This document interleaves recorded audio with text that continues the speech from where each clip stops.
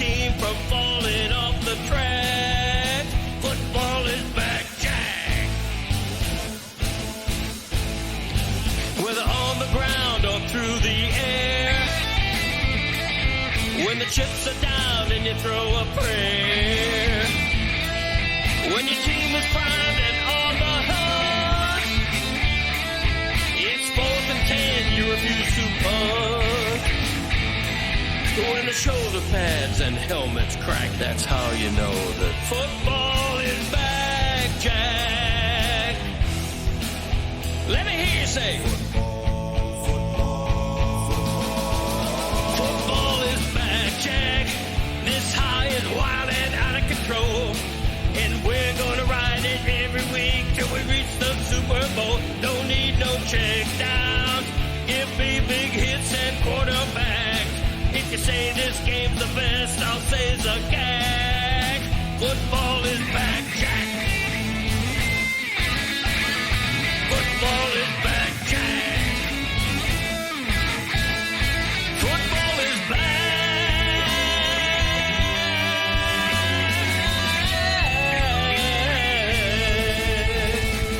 Football is back, Jack.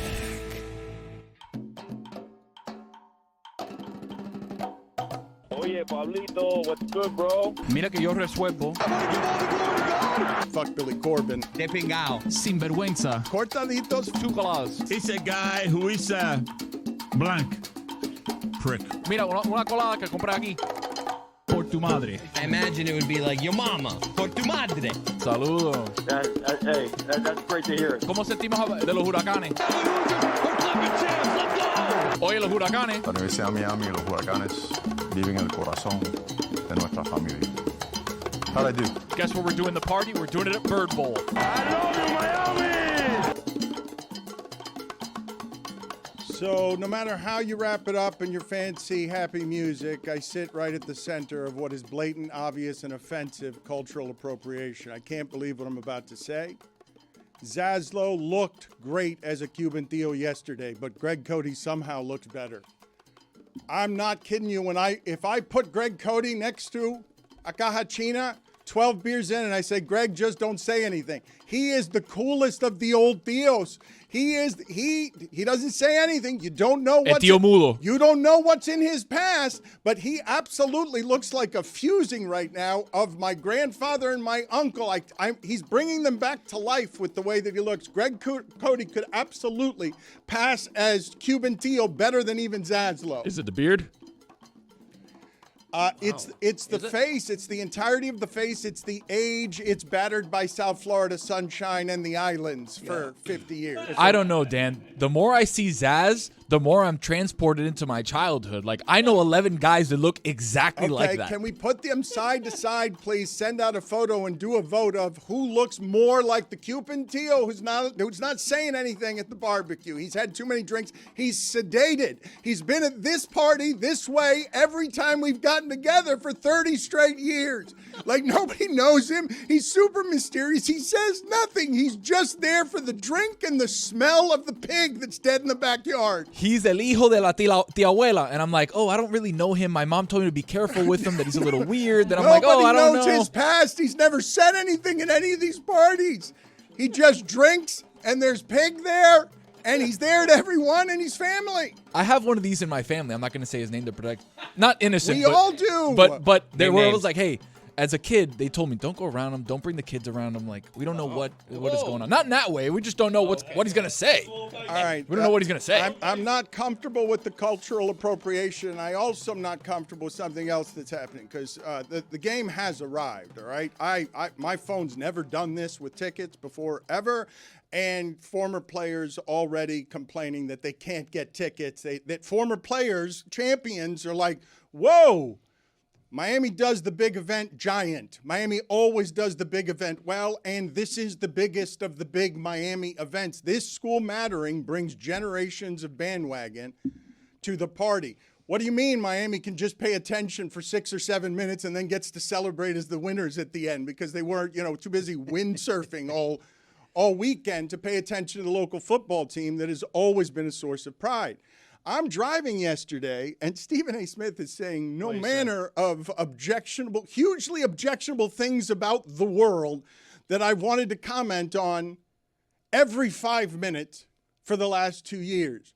But finally, he pissed me off yesterday when he's like, does Miami have a chance? Is this even going to be a game? Like Indiana, and Stephen A., you came sniffing college football 3 weeks ago. Don't try to pretend like you've been watching any of this. Miami's playing a home game for the championship. Do you people have no sense of history of what that means? Miami wins that game, always. Miami changes the fortunes of everything happening in football around here. When you bring it to Miami, throw the party at them. And Indiana, have you played this? Have you played this size of crowd? Because you went to Iowa, and Iowa, you struggled at Iowa. I was tough. And you went to Penn State, and Penn State was a failure this year, but that was tough. You've never seen this. This is Revenga. This is Scarface. This is, do you remember the scene in the movie? The scene in the movie, the one we all love, 10 minutes of it was filmed in South Florida, and then they chased it out because our people are very powerful and said, get that racist out of here. Pacino doesn't sound Latin at all. And we ran that whole film off, but it's ours. And in the middle of that, Tony, you probably have family that were in that camp, no? Not in the Mariel boat lifts, but obviously everybody knew what was happening at that point. I did do a Tony's Top 5 from that exact spot, and you were like, why are you there? And I'm like, damn, because this is a massive piece of our history. This is Revenga. And then you're like, it's not that big of a deal. Well, it is a big deal in the movie because it's what you have to do to get to freedom from Cuba, even if it means killing somebody under a highway. Because again, he was part of the Cuban police, though, Dan. Stephen Bauer became a star here, and Pacino already was a star. Talking about cultural appropriation. But what the riots under the bridge? What did it sound like as Stephen Bauer roamed the premises with a shiv? So now imagine what Indiana. Mendoza!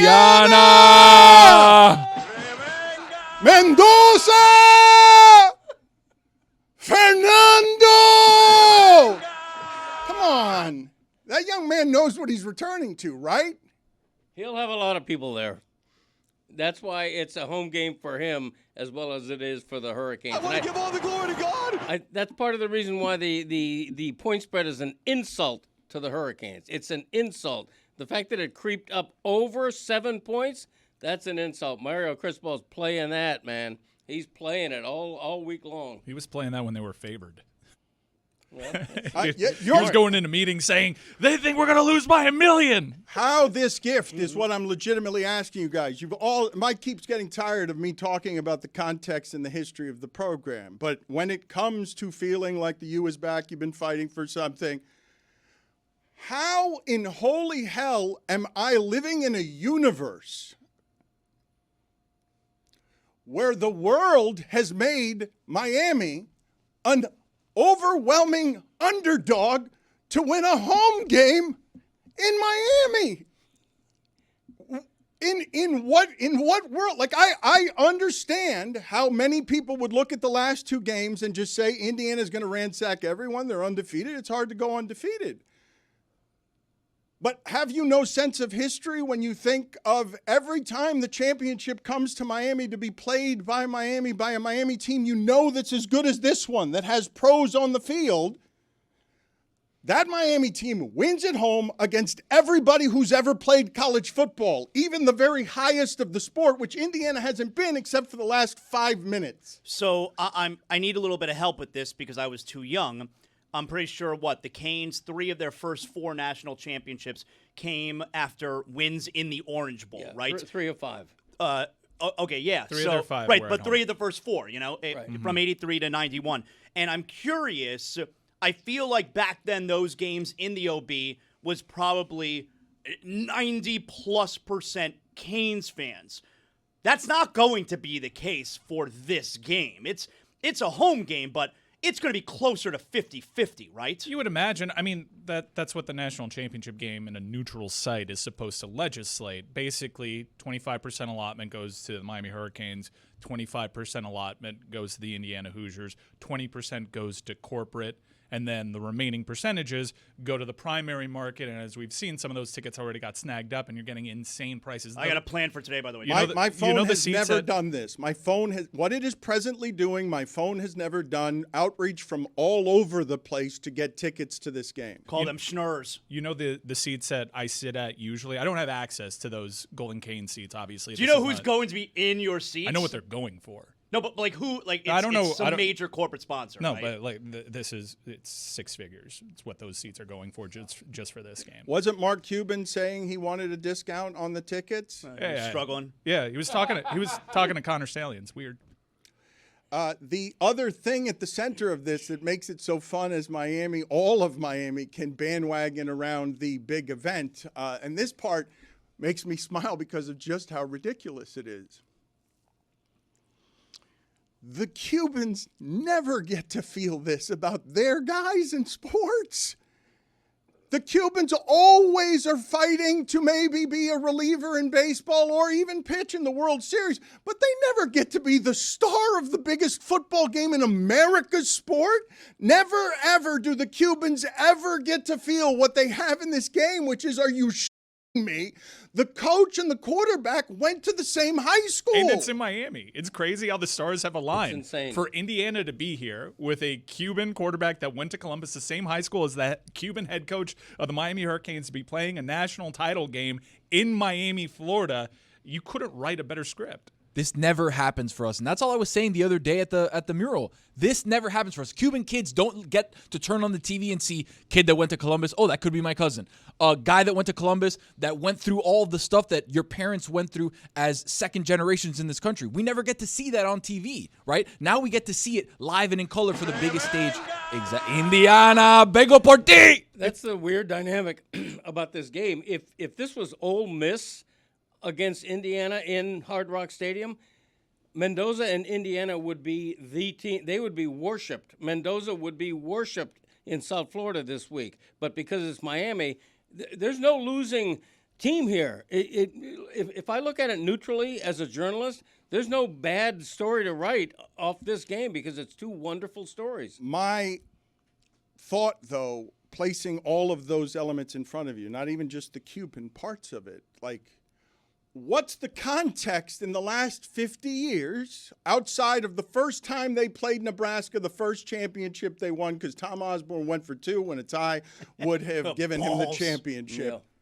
Failed to get a 2, starts the Miami dynasty. And all the time in there.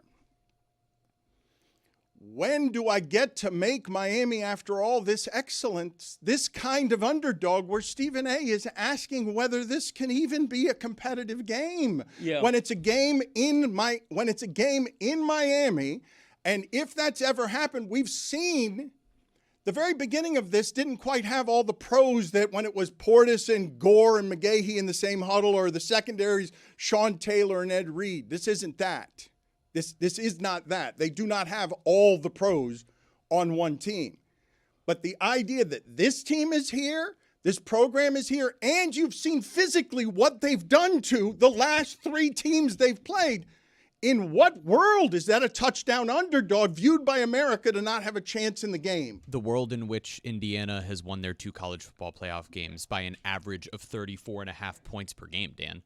Like, we have watched Miami all season. We have watched the way that they've improved. We have watched all of that. But everyone else is looking at Indiana, rightfully so, as an undefeated team that has physically dominated every other team that they've played. I think it's ridiculous that they're a 7.5 or 8.5 point favorite as well. But to that point, it does make more sense that they are that, as opposed to the line being a lot closer to even. You mentioned the line. You know the last time Miami lost a game by more than 7 points? It was 2023 against NC State. Tyler Van Dyke had his meltdown. We said with teams, with lesser Miami teams, that teams that have this advantage along the line of scrimmage, historically in college football, they do not get blown out. Yeah. And I understand why people are gassing Indiana up. They've been incredible. That stat where Mendoza has 8 touchdowns and 5 incompletions. And the cheating part, right? I'm not going there. But Miami's prepared. Put it on the poll at Le Batard Show. Is Indiana cheating, and is Miami prepared for that? Prepared for the cheating. Maybe they're cheating by giving all the glory to God. Miami's run through teams with top 10 defenses, especially against the rush, throughout this entire run. Tony circulated the stat that's all out there about the difference in size. Miami is that's the whole thing about cheating and knowing what the plays are. We can tell you the script. Miami's going to run a gap. Ohio State was prepared for a gap. Texas A&M was prepared for a gap, and these were great run defenses. And Miami just mano a mano won. It's the revenga. It's the play. The play is not a gap. You're calling it a gap with all your fancy coaching jargon because you insist on being an offensive coordinator. Here's the play, Indiana. Cheat this. Revenga. Right behind. Por el medio. Right. Ahí mismo. Revenga por el medio, dale. Yes, I've heard that. Le Batard whimpering. Run outside, right outside. No. Revenga right up the middle. It's going to be 2nd and 3 all game. Dan's going to complain about the tush push over here, but he's going to love it when those Canes get 8 yards because their offensive line is just throwing Fletcher 8 yards. And I did call for the execution of a guard on the Buffalo Bills by the electric chair, but if Enes Cooper wants to pick up Mark Fletcher and go 15 yards, we will celebrate that. I will say, listening to this show for the last few months, the analysis when it comes to how Miami's going to go about these games have been pretty on the nose. And the game that we were nervous about was Ole Miss because they did things that neutralized Miami's pass rush. They were more effective at getting home on the quarterback than Miami was in that game. Why? Chambliss gets rid of the ball quick. That proved to be a very real thing. Heath gets rid of the ball at 2.42 seconds a clip. Mendoza holds onto that ball longer than 3 seconds. The perception, though, of the championship game swung wildly with the results of the 2 semifinal games, right? I mean, Miami barely gets by Ole Miss, and 38-3 over Alabama. I mean, they humiliated. What Greg is saying is right. Quantifiably, the advance line on DraftKings for an Indiana-Miami neutral field matchup in the CFP final was 5.5. Yeah. And it ballooned up to 7.5. Right. That's a big 2 points. Immediately after that Peach Bowl. Okay, but I keep doing this, and I feel like I must be using too many words and not communicating anything well, okay? The Alabama team that they're getting so much credit for it seems like so long ago, that Alabama team went to FSU to start the season and lost by 2 touchdowns. An FSU team that wasn't any good. An FSU team that I think ends up losing its last. Did they lose their last 9? An FSU team that has lost the state that is fighting over football presently to play against Indiana. I don't have it wrong, right? No, you're right. I mean, I'm not saying Alabama's a great team. No, but 38-3. No, Alabama got in on reputation. Alabama got in because we think of the SEC a certain way. To me, a victory over Alabama this year did not mean much, and Georgia was running around in uniforms that were Georgia's, but that's not the teams that you remember. All of the things in the SEC, all of them were. Oh, they were okay. So including Ole Miss then? Ole Miss included, yes. Styles make fights. Transitive property is kind of dumb in this sport. And I think we know how this game is going to look like. It's going to be violent. And when you're in a rock fight, get out of here with 30-point spreads. That's not the way that this game's going to go. They're going to have to. They're an execution team. They're going to have to play a clean game, Indiana, to win this game. It's entirely possible that Miami plays a sloppy game. We just saw it. They survived in spite of that. But I don't see how this game's a blowout. But historically, in the national title game, it's either a favorite covers by a lot or a dog wins straight up. Blowout for the Canes. What? You heard me? No, are you saying it on the record? Stutter. Are you, okay, wait a minute. Are you is this what you're saying now on the record? Blowout for the Canes? Yes. He's a journalist.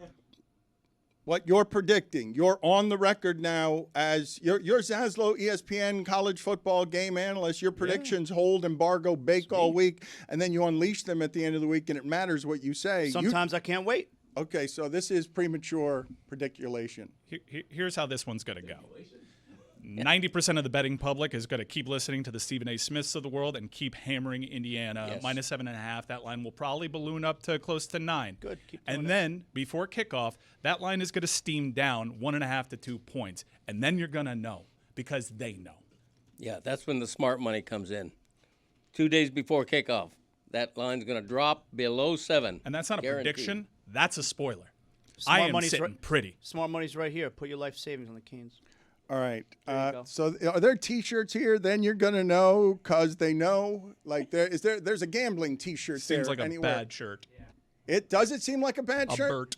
Okay, because it felt like that's what you were telling us right there. I've seen this game a million times. Seen this game a million times. This game a million times. This line is going to steam down, and everyone's going to be like, "What's happening here?" You're gonna manhandle them. You've seen this game a million Seen times. this game a million times. Zaslow's on the record.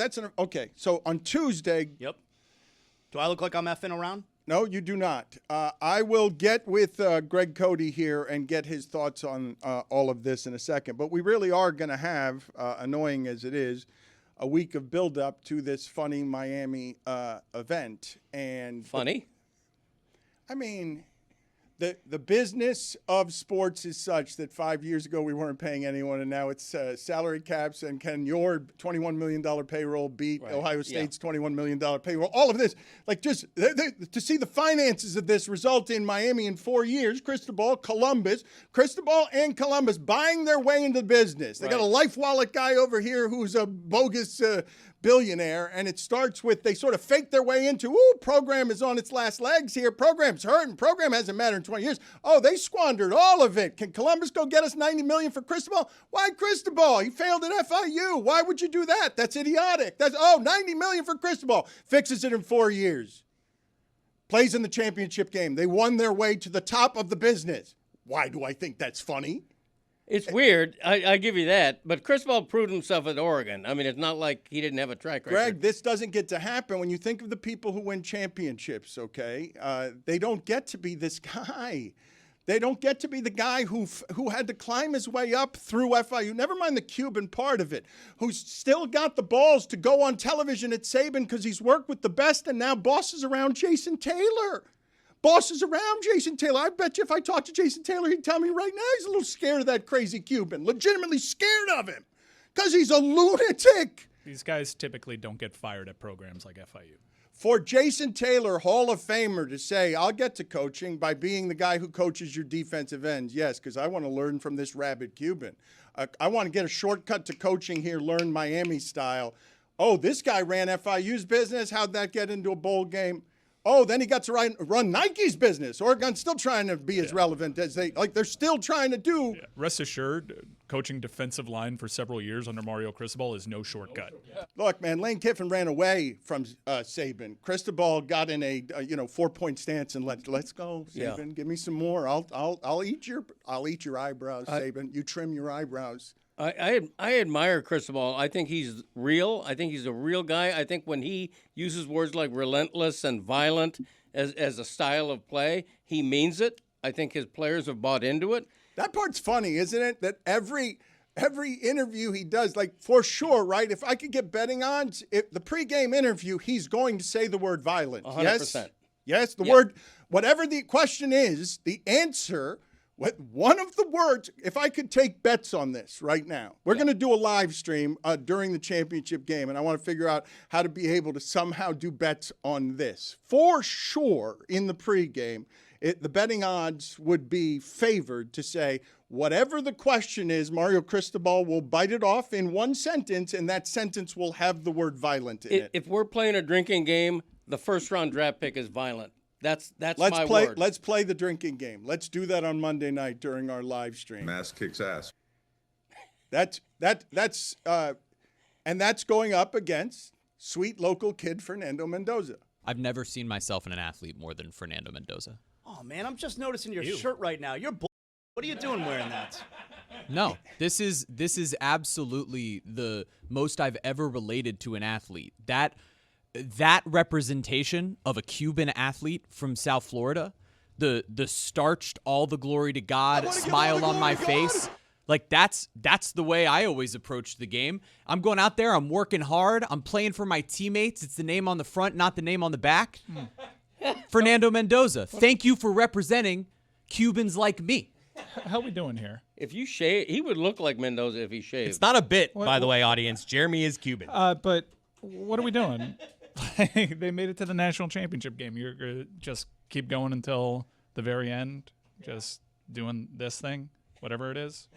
So supporting a know what it is. local It's kid bullshit. who has an unbelievable story, But, who's no. made it. Look at that You're- face. you're being How a hater. charming is that? You're being a hating ass hater. Hating ass hater. Yeah, if this were if this were Oregon, I guarantee you'd be dressed like Phil Knight. It'd be kind of cool. Have you not learned? Have I not learned what? Have you not learned? Have you not learned? The last 2 months have been you forcibly eating it. Like they've been running it up your A gap for 2 months. I'm pretty sure everything that I said was right. Everything that you said was right. You said that James Madison should be in over Miami. I said James Madison should be in. No. And they earned it. Jeremy, Did they? you said Miami should be out. Gotta want to learn. Gotta want to learn. There were some teams hold that on. All right, earned their way by winning Let me championships. for a moment grab Mike by the collar because it's Tuesday and I want to settle everybody down, okay? Because the week began the week began with Billy Corbin, and if we still It's go, going to end with Billy Corbin too. if I just hope both teams have fun. Jeremy, no, I want to do this with you. I simply want to give you the space to do it because Mike is taking his victory lap aggressively. He has been right about the things Miami is. They did About everything, Dan. Reputationally. Let me help you out. Been right about everything. If I'm wrong about the SEC being a fraud, I may indeed be wrong about that. But they beat the 3 teams at the top of the food chain, and they You're not wrong about that because I was saying that months ago, and I was right about everything. And maybe 24-14. That's right. And maybe or maybe not they would have beaten Georgia, and maybe or maybe not the analysis would have been, oh yeah, I remember Georgia's the best of the SEC. No, it's just another team in the SEC, like Missouri, like Vanderbilt. It was just another conference. As soon as the business got involved with all of this, and there are 16 teams, you think Texas and Oklahoma are one thing, and they're just everybody's in this game now, including Indiana, because the business of this happened fast, man. Everybody isn't in this game. There are 2 teams in this game. They're going to spot the ball, and Mass is going to kick ass. Yeah. That's what's going to happen. Yeah. Okay, but so I'd like to get Jeremy's thoughts as you want to run up the score Why? on Jeremy on being right. Why? Because you said His thoughts are bad. He corrected you Bad on thoughts. those bad thoughts? Not a fan. I want bad thoughts. I want facts from him. Jeremy was making a reasonable argument on behalf of the country. Mike, I don't think that you see some of the blind spots we have as a show, okay? Because yesterday on the show, you looked me in the face and you said Columbus High said, of me in this show, yeah, Dan, you're viewed as not pro-Miami enough. Blind spots. Ask our national audience whether we're pro-Miami enough or not. Like, you think I reputationally... No, you in particular. Okay. Yeah. All right. So And I don't think we are. You don't have... So We're just located. So... All that matters is what Mario thinks of you. Mm-hmm. So- and the thing about blind spots, Dan, is they're behind you. Yeah. I got my eyes forward. All right? I got Hard Rock Stadium, January 19th. I don't have an obstructed view of that. I know Adelante, exactly am what's I there. right? So the ticket prices... And I locally, during difficult times, difficult economic times, I think Inter Miami priced enough real fandom out. And look, it was a big championship won in Miami, and congratulations. But in the places that corporations and communities and ethnic feelings come together in sports, like this is crazy what we're in the center of right now. The amount of requests I'm getting for tickets, and the idea that former players, legends like this place has a lot of legends. They'd like tickets. They want to know that they could be on the sideline. Not everyone gets to have Ray Lewis and Edgerrin James bring them out for a coin toss, unless you think these things not matter in the present age, okay? When Netflix went to get their best Washington player on Christmas Day, here's the past. Here's Emmitt Smith on behalf of the Cowboys because he's the best they'll ever have. Who do we get from Washington? Portis. Portis is the best they got. A guy in a huddle with McGahee and Gore because those Miami teams, they were Alabama before Alabama. All of the context matter, and it brings you to this moment and a team and a program and a quarterback who has never seen this. Like, Miami ravages every Heisman Trophy winner who comes through Miami thinking it's the best throughout history. Are you going to tell me, am I being an idiot and short-sighted and homerific when I tell you, how do the last 2 games matter to you more than the last 40 years? You tell me, am I being the idiot? Am I being emotional when I say, don't tell me about Indiana's last 2 games. Tell me about Miami's last 40 years in the brutal sport that births this caveman Cuban who's like, Revenga, A-gap, let's go. I'll fight you in the middle of the stage. And if Saban wants to criticize me from over there, him too. Jeremy and I have common ground here. Stop being a writer. You're being a writer too much, dude. Yeah, the last 40 years, like the last 20 years has none of that. So it's not like that context that you're trying to apply to it is irrelevant. These last 2 games of Indiana, like this Miami team is spectacular. And what they've done this season is what should make you believe that they can stomp this Indiana team if they do. Not what happened 25, 30, 40 years ago. It should be this team. That's the one place Mike and I kind of tend to agree here. It's for the fans. When Mark Fletcher lines up in the pistol formation, he's not thinking about Melvin Bratton. Yeah. He's thinking about 5 yards. Right. It's also fair to say, though, that however much Miami and the Hurricanes are hungry for this, Indiana's hungrier. It's been like the drought here is. It's a hungry off. No, they're 24 not. years. How could they be hungry? Who's hungrier? How could they be hungrier? I'm hungry right now. Because the drought here is. They just started paying attention to football. The Get out of here with the hungry. drought here is 24 years. The drought in Indiana is like forever. They never knew success. It's a basketball state. Are you talking about the fans? Because the players, Get Indiana, you're not playing the tortured fan base card here. All right, I saw what those crowds looked like 3 years ago. And you could say the very same to me, but in our crowd, there were 5 banners at least. You know the whole cliche about it's better to never have been rich at all? What the hell was that?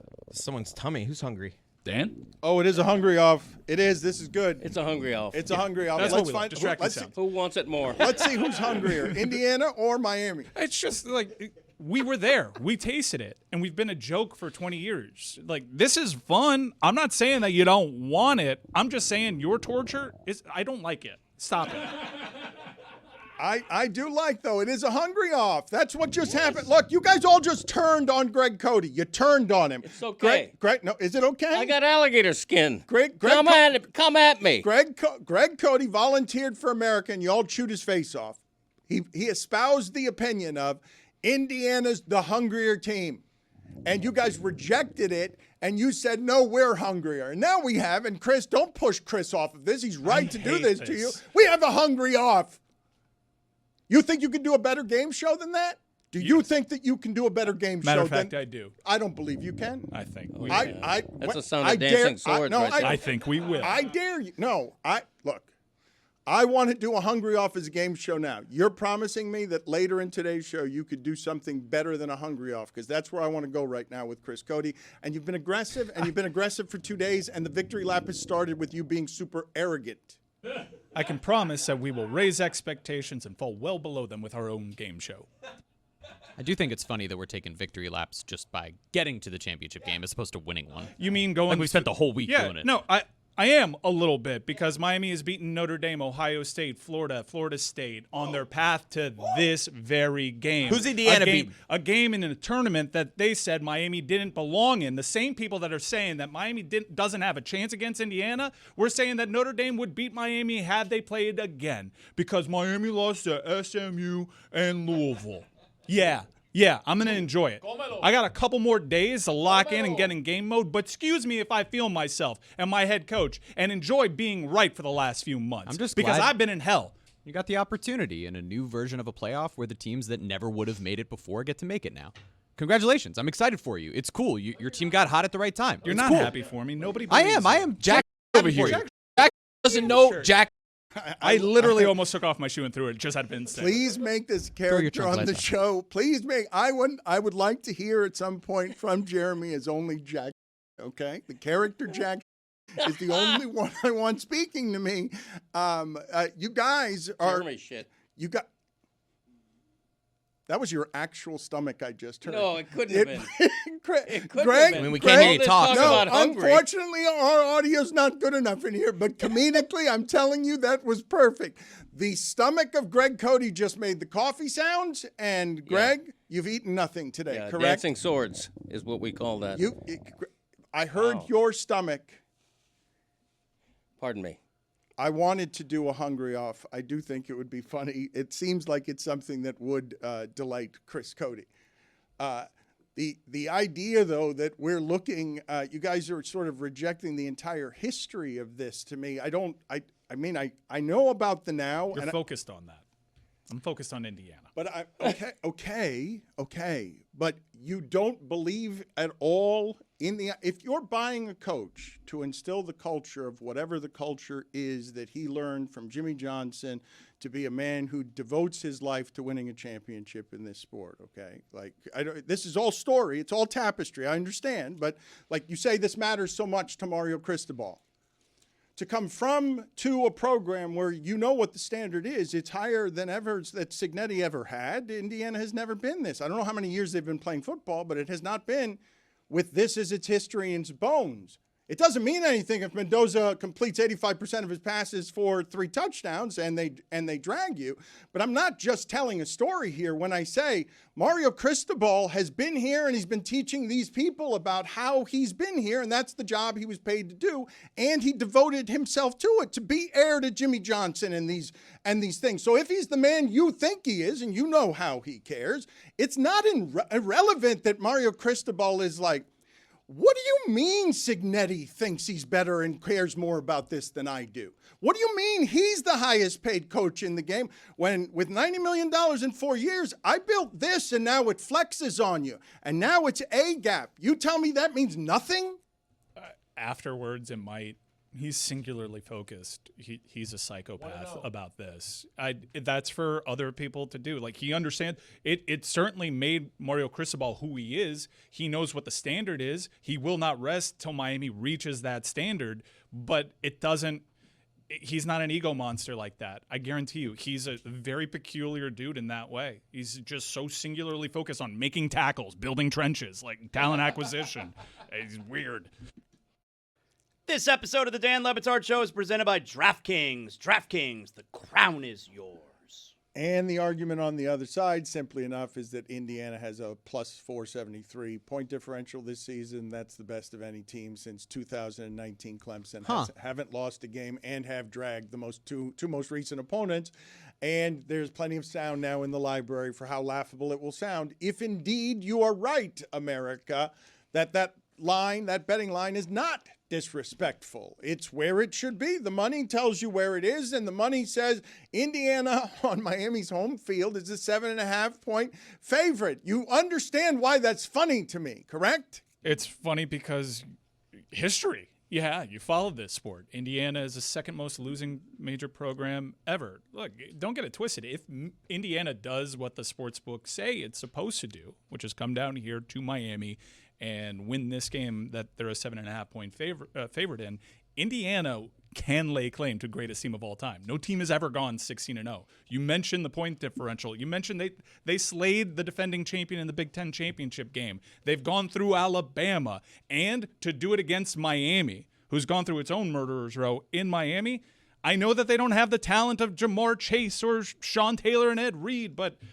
they're going to be in that discussion, especially with a Heisman-winning quarterback, and the fact that no one else has ever gone 16-0 and in a power conference. Get out of here. That's greatest team of all time talk. The point differential thing is a bit of a mirage because you look at their schedule. They didn't really play a ton of tough teams. Kennesaw State, they beat 56-9. Indiana State, they beat 73-0. Larry Bird wasn't there for that one. It was the Illinois game. It was UCLA, the 56-6. Maryland, 58-10. They'll put up 50-plus on you. Okay, look, on a bad team. It's getting more. Look, it's getting more Cuban in here. We've got Purdue, they beat 56-3, Zaz. We've got another college football expert and Cristobal ally and friend and more Cuban than most of us, Jorge Sedano.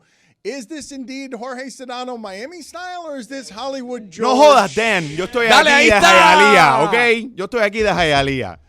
Oh, the city has gotten electric here early Tuesday. You can't have the loud Cubans in town this early. George, stay there for a second because Diana's on the phone. Okay. She's very busy this time of year. She's a senior NFL insider for The Athletic. She's the host of the Scoop City podcast. And we have 15 minutes of her precious time. It is very valuable. Football is lunacy. It is crazed. It is not overreaction to say, right? Last night's game stunk. Not surprising. The end for Aaron Rodgers will be interesting to people, I suppose.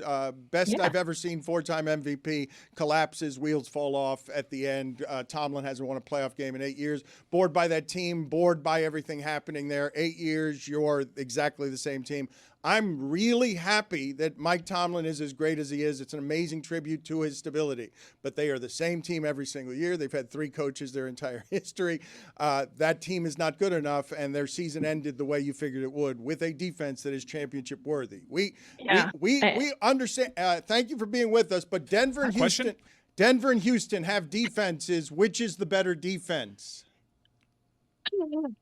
All of that to ask me what's the better defense. No, first of all, hello. Joey says hello. Thank you so much for last week being patient with us while he was fighting that little stomach bug that he lovingly gave to his mother, which I received yesterday. So that we had a fun day here in our household. Well, so it's too much information, Diana, but thank you for bringing it back up. Greg Cody's stomach did make that noise in the last segment. He was too embarrassed to tell it. It would have been comedically perfect. He's had only coffee this morning and probably too much of it. Yeah. The sound came from his belly. Now that's where we are. Right. I'm flying on caffeine. Diana, they call it dancing swords in my house. That means when you've got that sound in your stomach, you're going to repair quickly to another room in the house. I'm just saying that. I'm not going to get into any details. Yes. Thank you. Yes, you paint a beautiful picture of what I was doing all day yesterday, except it was more from this part of my body. Wow. All right. Well, which Diana, was crazy because I was at that Eagles-Niners game on Sunday. And in the post game, obviously, you can imagine there was so much to gather because there was so much excitement for the Niners after such a great win. And then, of course, the demise of this Philadelphia Eagles team. And I was fine. I was completely fine. And I do regret one thing. I did eat a hot dog, which I haven't had a hot dog in probably 5 years. But that's all the Philly press box had. And I was like, I need to eat something because I've got a long night ahead.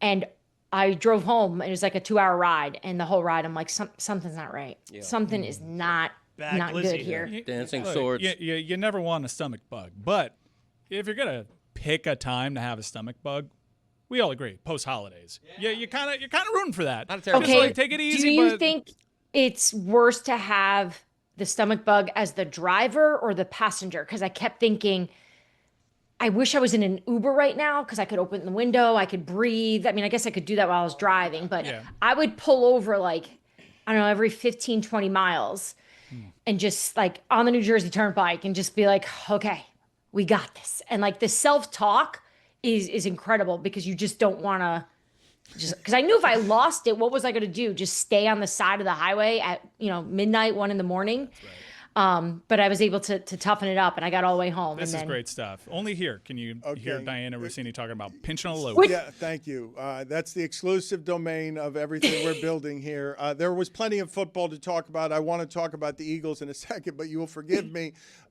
Video, can you please put the center of that room on camera just real quick? Not my parents. No, please. In the center of the room. There's a person in there who seems to be dressed like a wrestler. And I don't know who that person is. I can't see from here. That's the host of my the game show that I just cooked up. It's called Domino, and that is former CCW Southeastern heavyweight champion Domino. Yeah, that's Domino. Is the most Cuban person I have ever met in my entire life. More Cuban than Sedano? Yeah, more Cuban than Sedanos. All right, like this guy. Spoiler alert. Yeah, this dude is aggressively Cuban. I watched him in a street fight last week, and he was bleeding. What? He won. That's all that matters. Spoiler alert. Okay, so that game show is coming up. But the Philadelphia Eagles, that punctuation, make it in fiction out of your imagination a worse ending than the one we've got for A.J. Brown in Philadelphia. And just what that city's going to feel about him at what should be a time in Philadelphia to be really grateful for the team that you had that ran physically roughshod over everyone, and then this season sort of ground to a halt, 3 and outs because however constipated they are with the football. Yeah, well, to steal Domino's name, it really was a domino effect going back to probably October when it was really apparent that A.J. Brown was not happy. And I feel like nobody wanted to hear it. Everyone was in denial that how could a team with so much talent not figure it out? And it was obvious that this offense didn't feel like they weren't playing up to their potential. And everyone is just blaming everybody, right? Jalen Hurts appeared to be blaming the offensive coordinator. A.J. Brown was blaming Jalen Hurts. There wasn't a lot of pointing back at themselves. That was something I noticed throughout the whole season. No one ever came up to the podium or spoke to reporters and said, I need to be better. I have to do a better job. Everyone just kind of sat in the muck, in the yuck of this isn't good. Because here's the thing, that's the truth. I think now everyone knows. You should not be surprised that the Philadelphia Eagles lost in the first round of the playoffs. That should not be surprising. What did they show us this year? At what point did this offense ever put together a performance that made you go, this team is going back to the Super Bowl? They never did. The only times they looked decent were against the Giants, right? And that was just the back end of the Rams game. Look, the Rams, this sport is weird, man. It's weird and it's crazy. So let me just step back from what you witnessed this weekend, okay?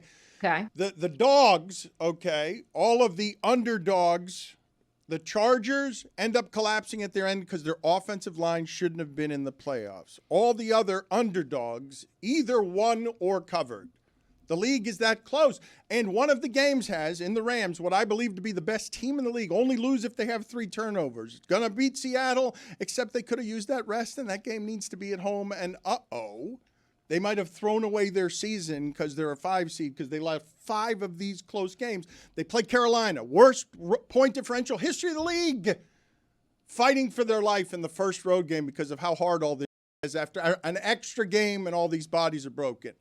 Yeah, you missed out on the Niners too. The most interesting thing from this weekend is a football. I really care about this history and perspective wise. Crazy week. The most interesting thing in it was what? To me, it was the San Francisco 49ers figuring out a way to win. I know we just spent a few minutes talking about that the Eagles stink, but Dan, I had the card in front of me in the press box, with the roster. And I was playing a game with myself of, can I name the starting linebackers of the San Francisco 49ers without looking? I didn't know who these dudes were.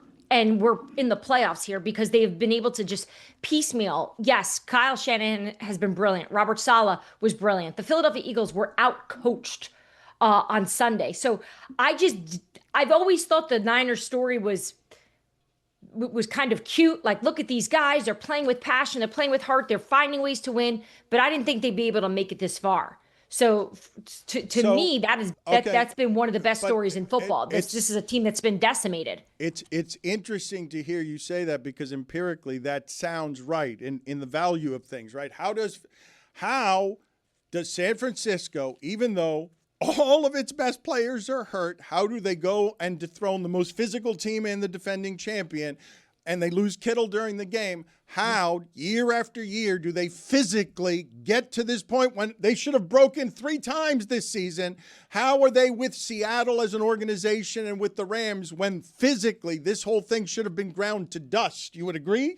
And yet they still somehow win, and it's a mystery. And it's a mystery. I don't know if it's a mystery. I think it's actually pretty simple to understand. You have a really good head coach who knows how to scheme and puts the work in and has the pulse of this team and understands ways to win and how to take advantages of the things that they've been facing. But also just asking guys like Trent Williams and Christian McCaffrey after the game, give me just in one sentence why you are able to be here right now. And they're like, we got nothing to lose. We're not supposed to be here. And I think that's a dangerous place for a team to be in, at least for the opponents, right? This is a good spot because they're playing loose. It's just crazy. They don't have to. I'm sorry to interrupt you, Diana. It's just crazy to me that the San Francisco 49ers are in this position again because you're saying that they're playing loose, and Seattle and the Rams have looked better than them all season. They carried part of their season with Mac Jones. Darnold and Stafford don't miss games. San Francisco got to here fighting with these 2 teams with Mac Jones in the middle.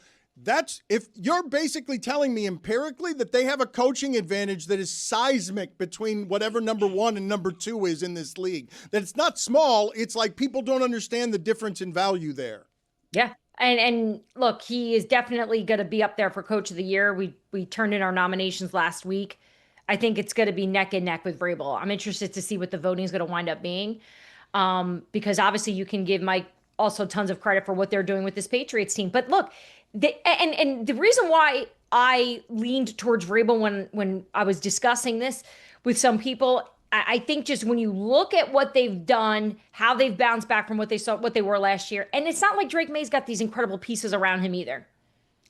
I just really am. When the body count, Warner, Bosa, Trent Williams is not himself anymore. Like, no. Physically, it's obvious that he's just.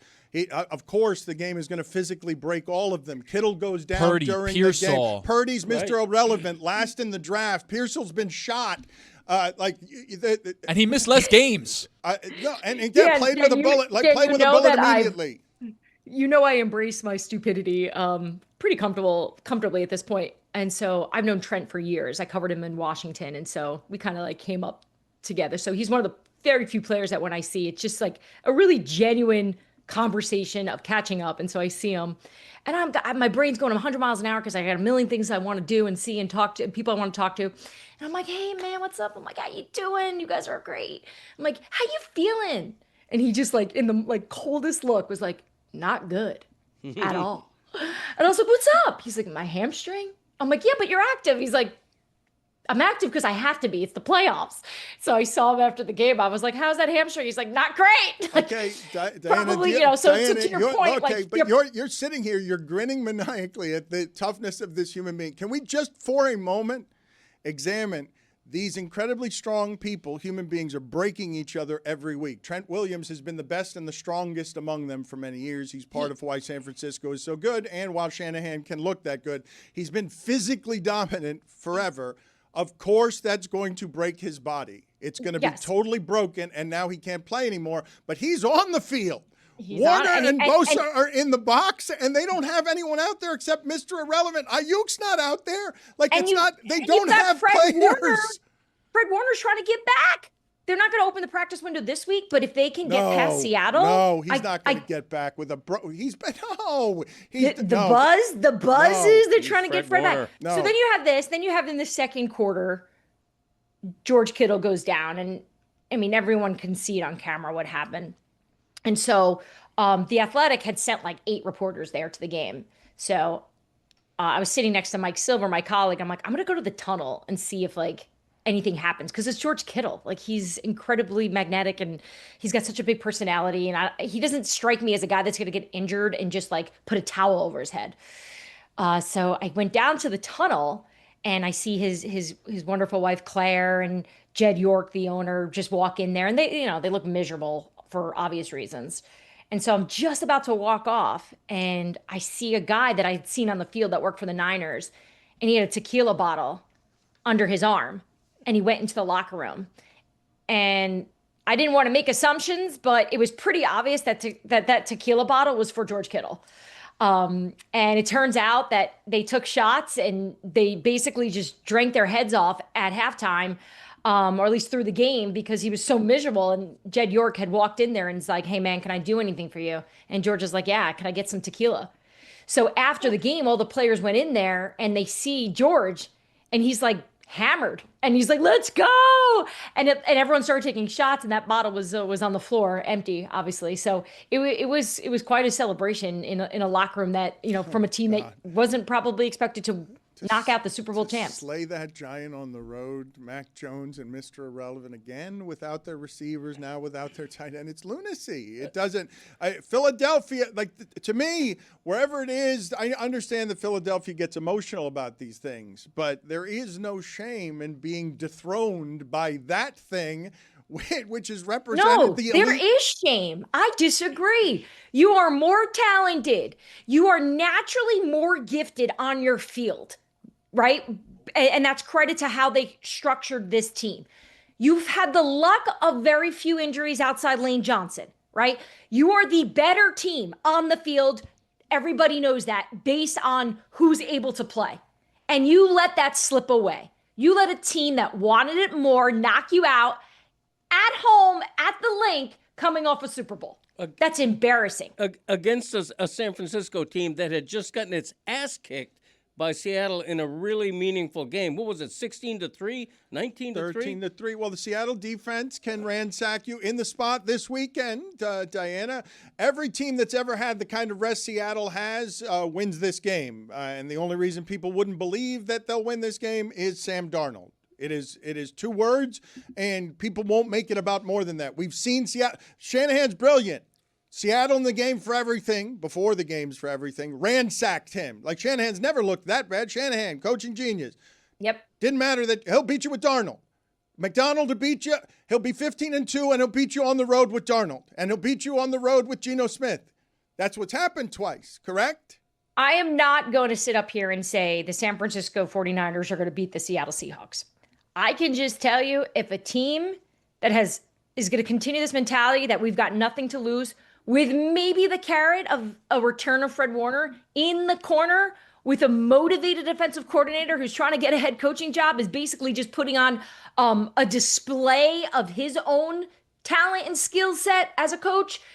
I don't know. And look, you're acting like Sam Darnold's had ultimate success in the playoffs. Like, isn't his narrative, isn't the story that he's not able to get off, get to the other side here? Well, and we have perform the at a high call level? of get Sam Darnold seeing ghosts, the last Minnesota season that ended here when we dared to believe that Minnesota was what Seattle is this year. Zazlo, I want you to get in here, and I also want to start going, speeding all of this up, not because I mean to do this, Diana, but because there's so much to get to with you that I need to speed it up at 30-second bites on each, because let's start with Mike Tomlin. That's 8 straight years with no playoff victories and doomed in this purgatory of we're always going to win this many games, and should we bring Aaron Rodgers back? Oh, it's all over in Pittsburgh. That's what it's not going to look any better than that. They're another team that needs a quarterback. I think it will look different. Look, we don't know what the future, what the future is going to be. I know the Steelers want Aaron Rodgers back. We'll see if he continues to play. We'll see what Mike Tomlin decides to do. I think TV is a real thing. I think him stepping away is on the table. I don't think that's just a gossipy rumor thing. That's kind of one of those things that everyone around football kind of is like winking, like Tomlin's going to probably do this. He also has another year in his deal. He may want to return as well. So you have those options there. Then you've got, their general manager's got great relationships with a guy like Mike McCarthy.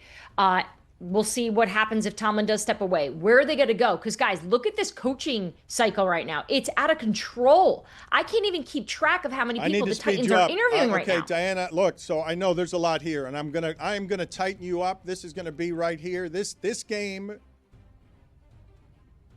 30 seconds on each thing, and then we got to hit her with a sound of some sort that tells her time's up, because I know you can talk for 10 minutes on each of the subjects I'm about to give you. Just tell her to be quicker.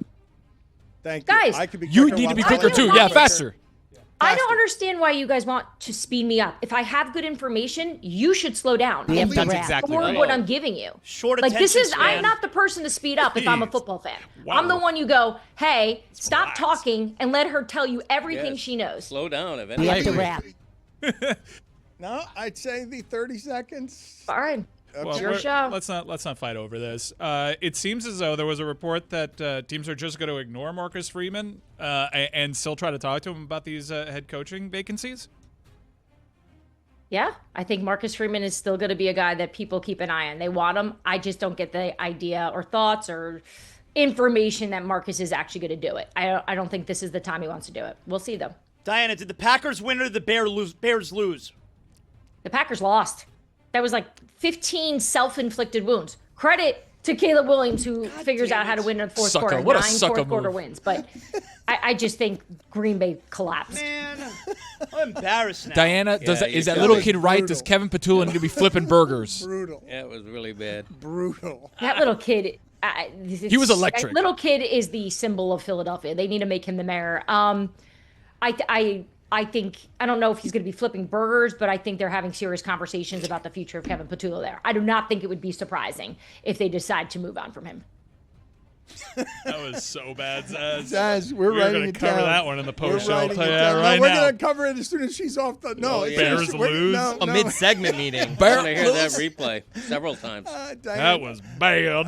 He asks good questions. I always like when Zaz talks because he always asks me real things. And he Yeah, wants but I to just know. embarrassed myself in front of Why? you, Diana. Because my question, see, Diana didn't even pick up on it. No, but she's not playing the same game you are. We have expectations around here. Around you, you waited 10 minutes. I love that before he's wondering if talking. he's embarrassed by what he said. No, I'll he's explain dressed it to the way you. he is. So that we don't exclude. What's wrong with that? Hey, So this that we culture is don't my costume. Exclude. This is my look now, Diana. This is how I dress. Okay. I will tell you what happened there, Diana. I don't want to exclude the audience about what we're laughing there. What happened is Zaslow hadn't spoken for about 14 minutes. He really was the Tio. He really was the Tio at the party who Living the doesn't gimmick. speak, and everyone just believes he's Cuban. I love rooting for my And so teammates' the demise. entire show turned to him, and he was just going to hop in and out with a question that was 2 sentences, radio professional, and he stumbled over one of them, and 4 of us noticed, but he saw that we noticed, and the show fell apart right there, Mike enjoying that Zaslow had tripped over the jump For a rope. second, I was hoping no one noticed. He's For a radio second. professional, been Yeah, doing it he for 20 panicked. years. Don't talk for 15 minutes. Here's your chance. Here are 6 notes. Don't up one of them. And then The pressure. He's Sam Darnold. so, Wow. okay, I'm sorry. Harbaugh, either one of them, 30 seconds on each. John Harbaugh's going to have his choice. I think he really wants to stay in the NFC. I think the Titans are interesting because they've got Cam Ward, but I think for him, he wants to be in a division that's not in his brothers. And also the teams in the NFC, like the Atlanta Falcons and the New York Giants, are pushing hard. And I think those are going to wind up being the teams that he zeroes in on over the next few days. As for Jim Harbaugh, look, I mean, when is he going to get Justin Herbert to a point where they're going to get further in the playoffs? I believe in his program. I know what he does is really well. I just think it needs to be better with such a good quarterback. Do you agree with me that the Chargers' offensive line didn't belong in the playoffs and that Harbaugh should be prosecuted for criminal charges for close to manslaughter for the way he made Justin Herbert play the last 6 weeks of the season? Look, he had no choice. He had no choice. He had to do what he had to do to try to get this team to as far as they were able to. Justin is the reason why they're playing in this playoff team with absolutely no protection. They can't look. Injuries happen. It's going to be part of it. But his brother's going to have a pick of the litter, so to speak. Can you give us the latest John Harbaugh situation? Because the Dolphins are not interviewing him. He's not, and why is that? And what do you make of the Dolphins hiring the GM? It's weird that the Dolphins would handle things the way that they've handled them and not feel like Is it actually weird? They were going to get in on Harbaugh. The Dolphins had to have planned to get in on Harbaugh. Yeah, so I'm with Zaz there. Like, it's not weird because they're very clear with how they want this to operate. We saw it with Chris Greer all those years. They were very transparent with their process, and it was, we are going to hire a general manager first. We don't care about anything else around it. And that's their choice. That's how they think they can build the correct structure. Obviously, Troy Aikman has had a big say in there. Which is why the general manager that landed there is probably had the inside track from the start. Troy was a huge fan of his. Look, the conversations with John Harbaugh right now it's a lot of screening, we'll call it, where every team has talked to him. Just because nothing's been formal, like you haven't seen the tweet from the team account, like we have formally interviewed John. There's been so much back channeling and work done by John and his camp to try to get to know each of these teams, their ownership, the structure, how they want this to run. So don't freak out if you're a Dolphins fan and you want John Harbaugh and you haven't seen anything formal. They've talked to him. They know what he's looking for, Diana. and they know what they can get from him. So I just don't think that the Dolphins have the inside track on John in terms of his interest. Do you guys have anything football related for Diana? Because I want to let her go. Mike Ryan is distracting me. Diana, thank you for your time. I'm sorry that I interrupted you a couple of times. There's senior NFL insider for The Athletic, host of the Scoop City podcast. She is great. Her information is exceptional. I was saying yesterday, there's just a handful of people doing it this way, like really mastering both information arts and walking through where all the conflicts are, right? Because all of these information people are in conflict with each other. So she's walking a tightrope, but while she's doing this, Mike Ryan is staring at Zaslow and shaming won't stop him. staring at well, me. Zaslow won't look him in the eye. I embarrassed myself in front of Diana. Zaslow will not look Mike Ryan in the eye. The Mike Ryan victory lap continues all week. He's burying people, and he's being Miami about it. He's being arrogant. He just saw Zaslow trip over. Zaslow just got offered a lob there. A lob. Yes. What are you laughing? It was an alley-oop.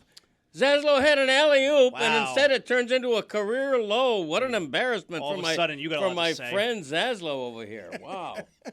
I mean, I can only imagine. Well, but so this just happened. We just all witnessed it. Zaz is ashamed, so ashamed he will not look Mike in the eye because they know 20 years of production. Look away. 20 years of production history between them. They're like, no, that's the lob that I dunk. The Packers win or the Bears lose. Oh my God! What a dork! That'll never go away either.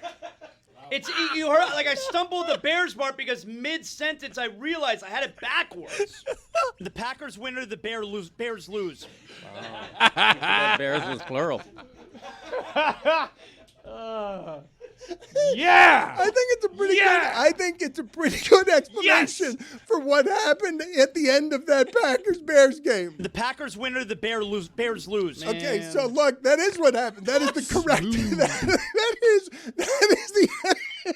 That is the correct analysis on that Packers-Bears game. You know what allows Ben Johnson to run off the field saying, "Yeah, I'm not apologizing for that. Bleep the Packers." The Packers win or the Bears lose. And the answer to that is people say I knee-jerk yesterday. Don't you remember, Dan, the Falcons were up 28-3 in the playoffs? Yes, but as a statistical probability, the time left in that Packers-Bears game to lose it again when you were in the positions that you were in, it's an insanity that the Packers threw away another season in a more bizarre way than they did a couple of weeks ago to a Bears team that has the cruelest loss right in the middle of that. The Packers win or the Bears lose. Wow. Yo, tell Mike stop staring at me. That's a two-time champion broadcaster who just made that faux pas. Get his ass, Greg. I mean, it's undeniable. Fry him. You got to live up to the standard. Good for you, man. Greg. You've been waiting for 2 years for this. Thank you. The Packers win or the Bears lose. Nice hat, asshole.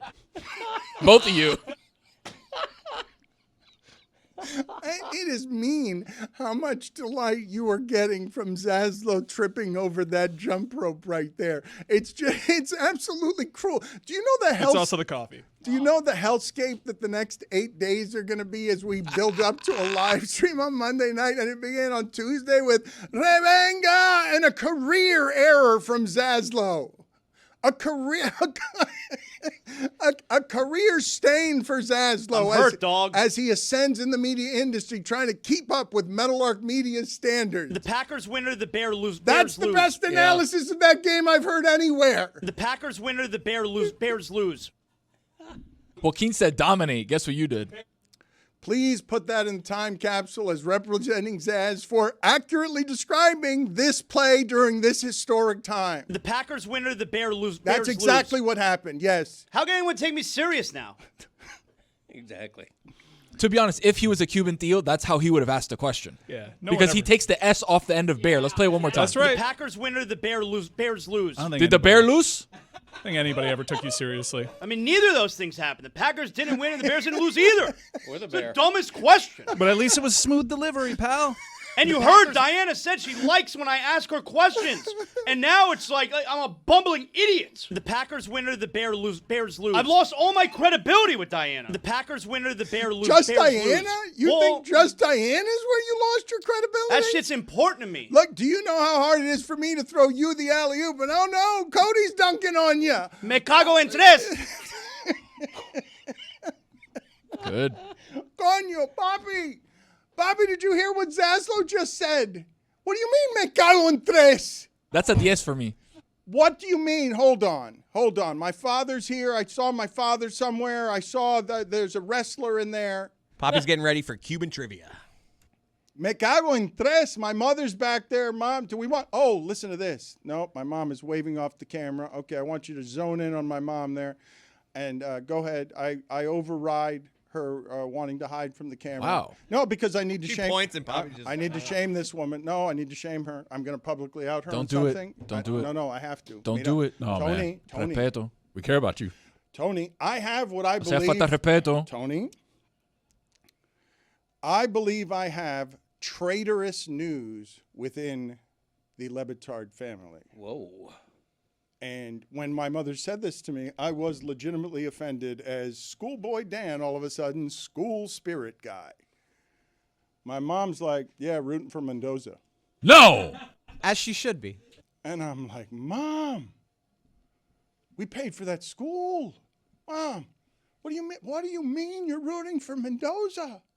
And I want her outed. She's traitorous back there. Look, she's hiding behind my father. Tony, you say I should be respectful, but no, that's no respect of Miami history. You're right. I'm not sure it's respect of Cuban history. You're right. To root for Mendoza. A sweet young man like that who represents the Cuban heritage. You the can't right root way. over that over Cristobal when she married Cristobal. She didn't marry Mendoza. But she raised Mendoza. She birthed Mendoza, yes. Well, Cristobal could be your brother, right? It could be like one of your family members, like rooting on your brother, like same age. I believe bigger news than Zaslow saying finally the Heat should trade Bam Adebayo is my mother, the respect that guy? The Le Batard family. A member of the Le Batard family is rooting for Fernando Mendoza in a Miami Orange Bowl. Like, you guys have never seen or looked at my mother this way. It's not surprising. That whole generation loves Mendoza. I'm telling you right now, Mendoza could run for president. Which party? Look, he went to Columbus. The right one. But he also went to Berkeley. We know that he can work across the aisle. It's offensive to me. It's offensive that my mother's looking me in the face. I'm like, what do you mean you're not like torn about it or anything? No, she went Mendoza. And I'm like, but I went to school there. My dad downloaded ChatGPT just to send me Mendoza photos. So, wait a minute. The abuelos are rooting. Oh, so okay. Wait. So this is abuelos. This They're is torn. abuelos quarterback. Abuelos quarterback. Yeah, I'm telling you right now, if Miami was not in this game and it was in another location, my dad, who barely watches college football, might fly into that city to root on Fernando Mendoza. You have no idea what this guy has meant to the older Cubans. I mean, I would be wearing a Mendoza jersey if the Canes weren't in it. Let's be honest. Sedano, you should speak to this because Mendoza is an archetype of a good Cuban boy that has made the most of himself in this country. Mendoza is a dream scenario for the older Cuban heads. So let me tell you something. I met Fernando Mendoza last season. Okay, I did 4 of his games at Cal. And the minute I met him in a production meeting, he came into the room after the coaches to talk to us. We looked around, we're like, wow, I love that kid. Dude, holy moly. You put it in the group chat, and you were like one of the older Cubans because you met him, and you were like, this Mendoza guy's amazing. He's incredible. And, this was after the Miami game. I had him shortly thereafter, and I had him 4 other times the rest of the season. And he's the sweetest kid ever. And, we were talking about Miami and Cuban life and this, that during the production meeting, and then eventually we got to football. So I fell in love with him. And I do love him. But not on Monday. Not on Monday. Not on Monday. Not on Monday. I love him. I'll love him on Tuesday. That is win why, or lose, but I don't love him Monday. So I'm willing to say publicly, put her back up on the screen. My mother, comunita. You can't. Dan? No, I'm good Dan? with it. I'm good with it. You be careful. That is disrespectful. Walk it back. You can't say that. Don't. That is Not that third one. rail. Not C. Maybe even the fourth one. Tranquilo. Perhaps a fifth rail. Not the C word. I know what you said, but tell Zaz. 6th rail. You can't be pro Mendoza. You can't be my mother and be not pro Mendoza. You can be pro Mendoza, not more pro Mendoza. You can be very happy for Mendoza in the pros. You could wish him a great deal of well. You can't root against the school that made your son when your son's entire career is born on the back of this school's program. I think you can do both. I think you can root for a narrow Miami victory despite 6 touchdown passes from heroic Fernando Mendoza. That's what you root for right there. Did you see Zaslow's mistakes, Sedano? Here, you can come laugh at Zaslow as well. Look at what happened here. He analyzed the end of the Bears-Packers game. The Packers win or the Bears lose. Wow. 2-time champion broadcaster. He asked Diana Rossini this question. The Packers win or the Bears lose. Literally, neither of those things happened. A fall from grace. You all right there, pal? Sedano, Did you have a stroke? So you're going to do a game show Yes. better than the game show that I was going to do, the Hungry Off, the Who's Hungrier, Mike? You're going to make I'm something not sure it's going to be better. It might be a mess. But that's what this show does. Yeah, It's got a better name, though. Dominion. Coming Better up name. next. I do not mean to make excuses. I was raised by a tough and proud Cuban man, but I want to apologize to Diana Rossini for fundamentally stinking as a producer of the last segment. That's all. My father is here. I don't want to make excuses, but Sedano's here, my father's here, and Domino is here, and everything's moving too fast around here today. So I got Theo Zaslow next to Sedano, and I'm here with my father and Greg Cody, and I've asked Meadowlark Media to make a game show. Game shows, man, the media's collapsed. Hollywood's collapsed. It's the same 4 businesses that are running everything. Everything's collapsing around here. Game shows, those are cheap. Where's there a game show? And so Mike Ryan says, my Hungry Off's not good enough. I got a better idea. And so he produces whatever it is we're about to do here, which is, Mike, because I've never met Domino before, but I want to tell the audience to support Domino Saturday, January 17th at CCW's Rumble in the Jungle. He can get tickets. You can get tickets at ccwtix.com. What are we doing right now? You think you're going to pull off a game show in 10 minutes? Well, you want to celebrate all things Cuban, so why don't we have a Cuban-themed game show? Devise 2 teams, the Le Batards versus Sedano and Tio Zaz, to find out quién es más cubano. Okay, so all right, so the game is how Cuban are you, or who's more Cuban? Yeah, but it's got a catchy little name and some imaging. How Cuban? No, it's called Domino. Welcome and bienvenidos to Domino, the game show that settles who is a real Cuban around here.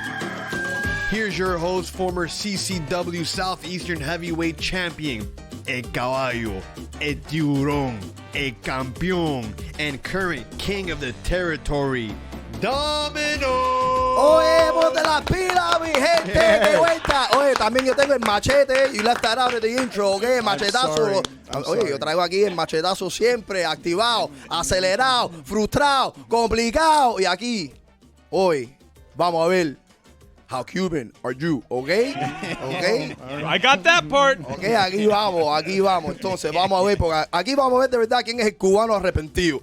De verdad. All right, okay? so I'm going to go first. My father and I are one team. Tio Zaz is formidable.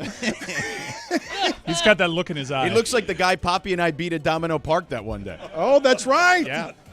This is legitimate. These credentials are legitimate. Sedano and my father won a legitimate Calle Ocho Domino tournament in the streets. It was like 15 years ago. That was a long time ago. All right, so Poppy, the game is, Poppy, is to find out how Cuban we are. So first question, Domino. Aquí vamos, mira.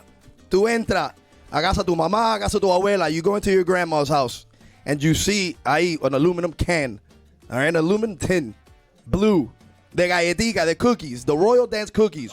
What is stored? ¿Qué ponen ahí en ese aluminum tin? Oh, they put Is it A, sewing supplies. B, nuts and bolts. C, galletica, unos cookies. Or D, unas pilas, unos batteries. Cookies, always cookies. No, Dad. Dad.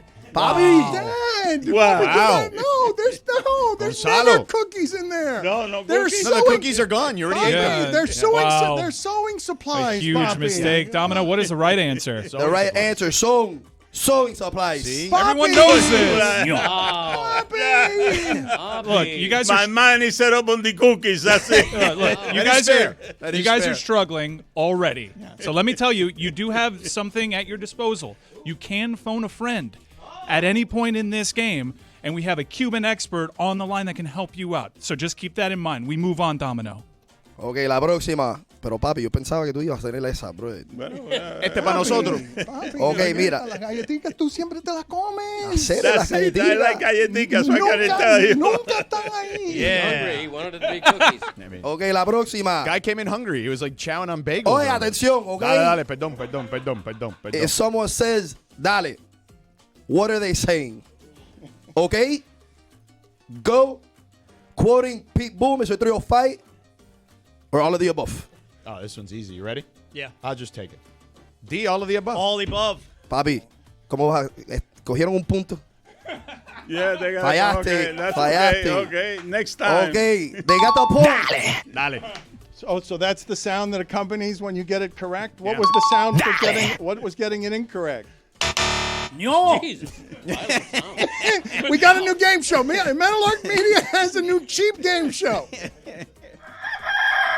Ok, vamos, la próxima. Si tú eres cubano de verdad y estás aquí en Miami and somebody says, I'm 5 minutes away. A, are they 5 minutes away? B, are they 10 minutes away? C, half an hour? D, I haven't left yet. Papi, no de la respuesta. Hold on a second, Papi. You're confident here? Because I don't trust you anymore. I'm telling you, I'm hard to trust. That's not an answer to my question. Well, I would have thought you got the first Papi, one. are you? I don't want. No, I want to phone a friend. I want to phone a friend. Okay.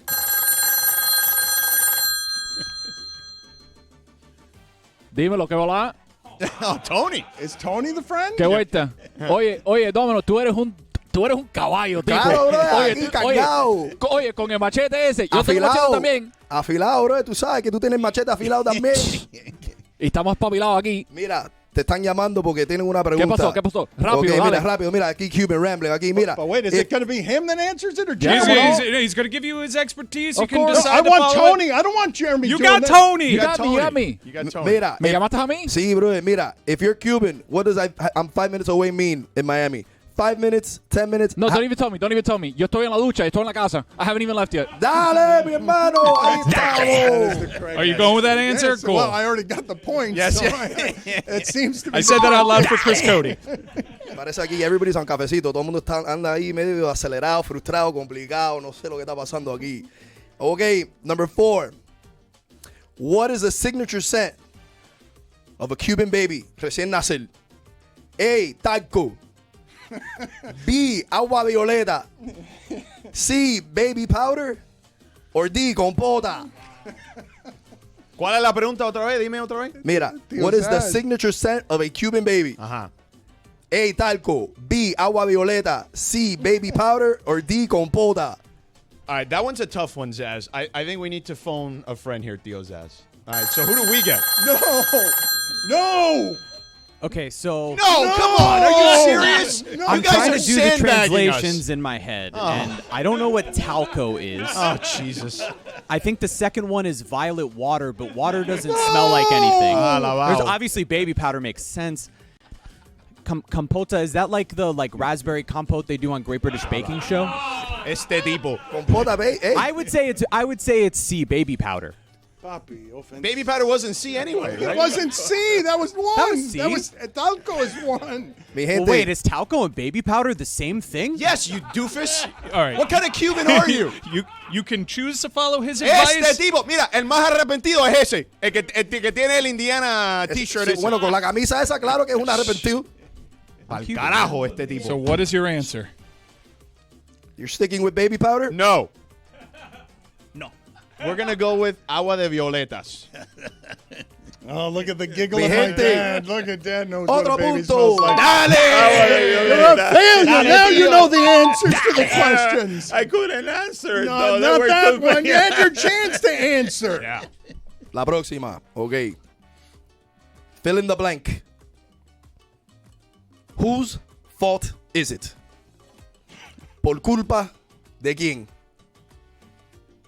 Papi. De tu papá. No, papi. Well, then you answer. Papi, Arrepentido. Fidel, papi. Oh, Fidel, Greg, you answer. Fidel is out of the equation. He died about 15 years ago. What? I need you guys to lock in the answer. You're not on the What are same you going page. to go with? What is the answer? What do you want to go with? The father's fault? Sure, it's always your father's fault. That's what It's your always- mother tell you. It's always Culpa de Fidel. Papi, siempre es culpa de Fidel, lo que sea. Okay. No. Papi, ¿tú eres arrepentido? ¿Qué pasa aquí? ¿Qué está Papi, pasando? how are we losing this game with you? How are you the least Cuban? I forgot about Fidel. We will never forget about Fidel. Papi, on your behalf, Sedano, on your behalf, will never forget about Fidel. Out of love for you. What do you mean you forgot about Fidel? I did. The guy died about 15 years ago. Not the way that I expected it to go. Yeah. Well, we've clinched, basically. Mira, la próxima. I'm a little distraught because, you see, I've lost the accent now. I was rooting for my fellow Cubans, and I don't know what's happening. I'm Cuban, bro. Theo here is too. Somewhat. No sé, el tío se parece más cubano que todo el mundo aquí hoy. Jonathan. I want to play. With a Y. With a Y. Jonathan. I want to keep playing. Do we right. have more questions? Style points. Here we go. We do. Alrighty. Alrighty, that's not very Cuban. Someone spills a drink on your floor. Un cafecito ahí. You fell out of character there with the alrighty. Keep kayfabe. Domino, kayfabe, all right? Mira. Yo entro a tu casa, se me cae un café, okay, se me cae un trago en el piso, se me cae el espagueti, el pan cubano, el Cuban sandwich, lo que sea, un pastelito. Sí. What are you reaching for to clean? Pinesol, Fabuloso, Mistolín, o Winde. Hold on. Pinesol. I mean, it could either be Mistolín or Fabuloso. Isn't that Pine Sol? Bobby, tú sabes. I'm going to go with Mistolín. Bobby, my dad's judging you now. What's the correct answer, Bobby? Fabuloso. That is correct. No. Wow. We're going to count that as a steal. Wait, what? Yeah, we're just making rules up. That's a steal. What and was it? also Was it added Fabuloso? drama. What's the answer? Fabuloso. Fabuloso. It's Fabuloso. Wow, the Le Batard steal. Yeah. I just made that rule up. I know. That's as close as I've ever felt to my father. Pinesol, huh? Okay. Aquí vamos. I mean, Mistolín or Fabuloso. That was a toss-up. It's close. Okay, aquí vamos. La próxima. Next one, for those that don't understand. Who saved Elian González en el mar, in the ocean? Oh, my God. Fill in the blank. Bobby. ¿Quién rescató a Elian? ¿Quién rescató? La Guardia Costera Americana. No. He went off the board. I'm going to go Dolphins.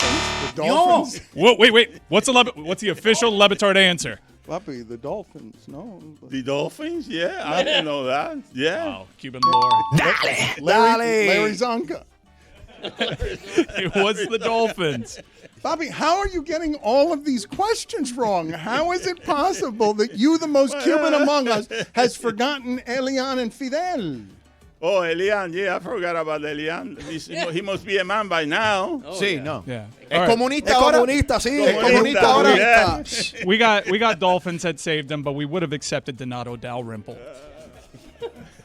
Right, is this the last one? The last one. La última. All right. The grand finale. Okay? Aquí vamos. What food item will the Miami Hurricanes, okay, in the day of the national championship at the tailgate, si no se ponen las pilas, ¿qué van a comer los Indiana Hoosiers eso? ¿Qué comida van a comer? ¿Qué vamos a repartir ahí el lunes? Oh, Jesus. I know what it is. Yeah. Say it. Bobby, do you know? Well, hold on. My father does not know, and if you say it to my father's face, he's going to get disoriented, offended, and not allow you to say it Good. on the show. Papa, you think you know? Oh, I got it. No. But it's our question, no? No, but he's surely going to get it wrong. Yeah, that's the way this game's been going. He's going to get it wrong. Okay, and dale. then- Croquetas, muchas croquetas. Wow, this is really disappointing. No. Ready? What? Bobby, watch this. Just watch what he's about to say here, what Indiana's about to get, okay? Banco Pinga! Acabó el papa con piña el lunes. Y si no se pone las pilas, lo voy a repartir yo mismo. Dale. We won, Theo. Okay, that's Good job, even without Jeremy's sorry ass. Sazo killed it. Yeah. Pero mira, Sazo was great. as the host of the show, mira, los ganadores siempre son los cubanos, fíjate eso. Sí. Dale.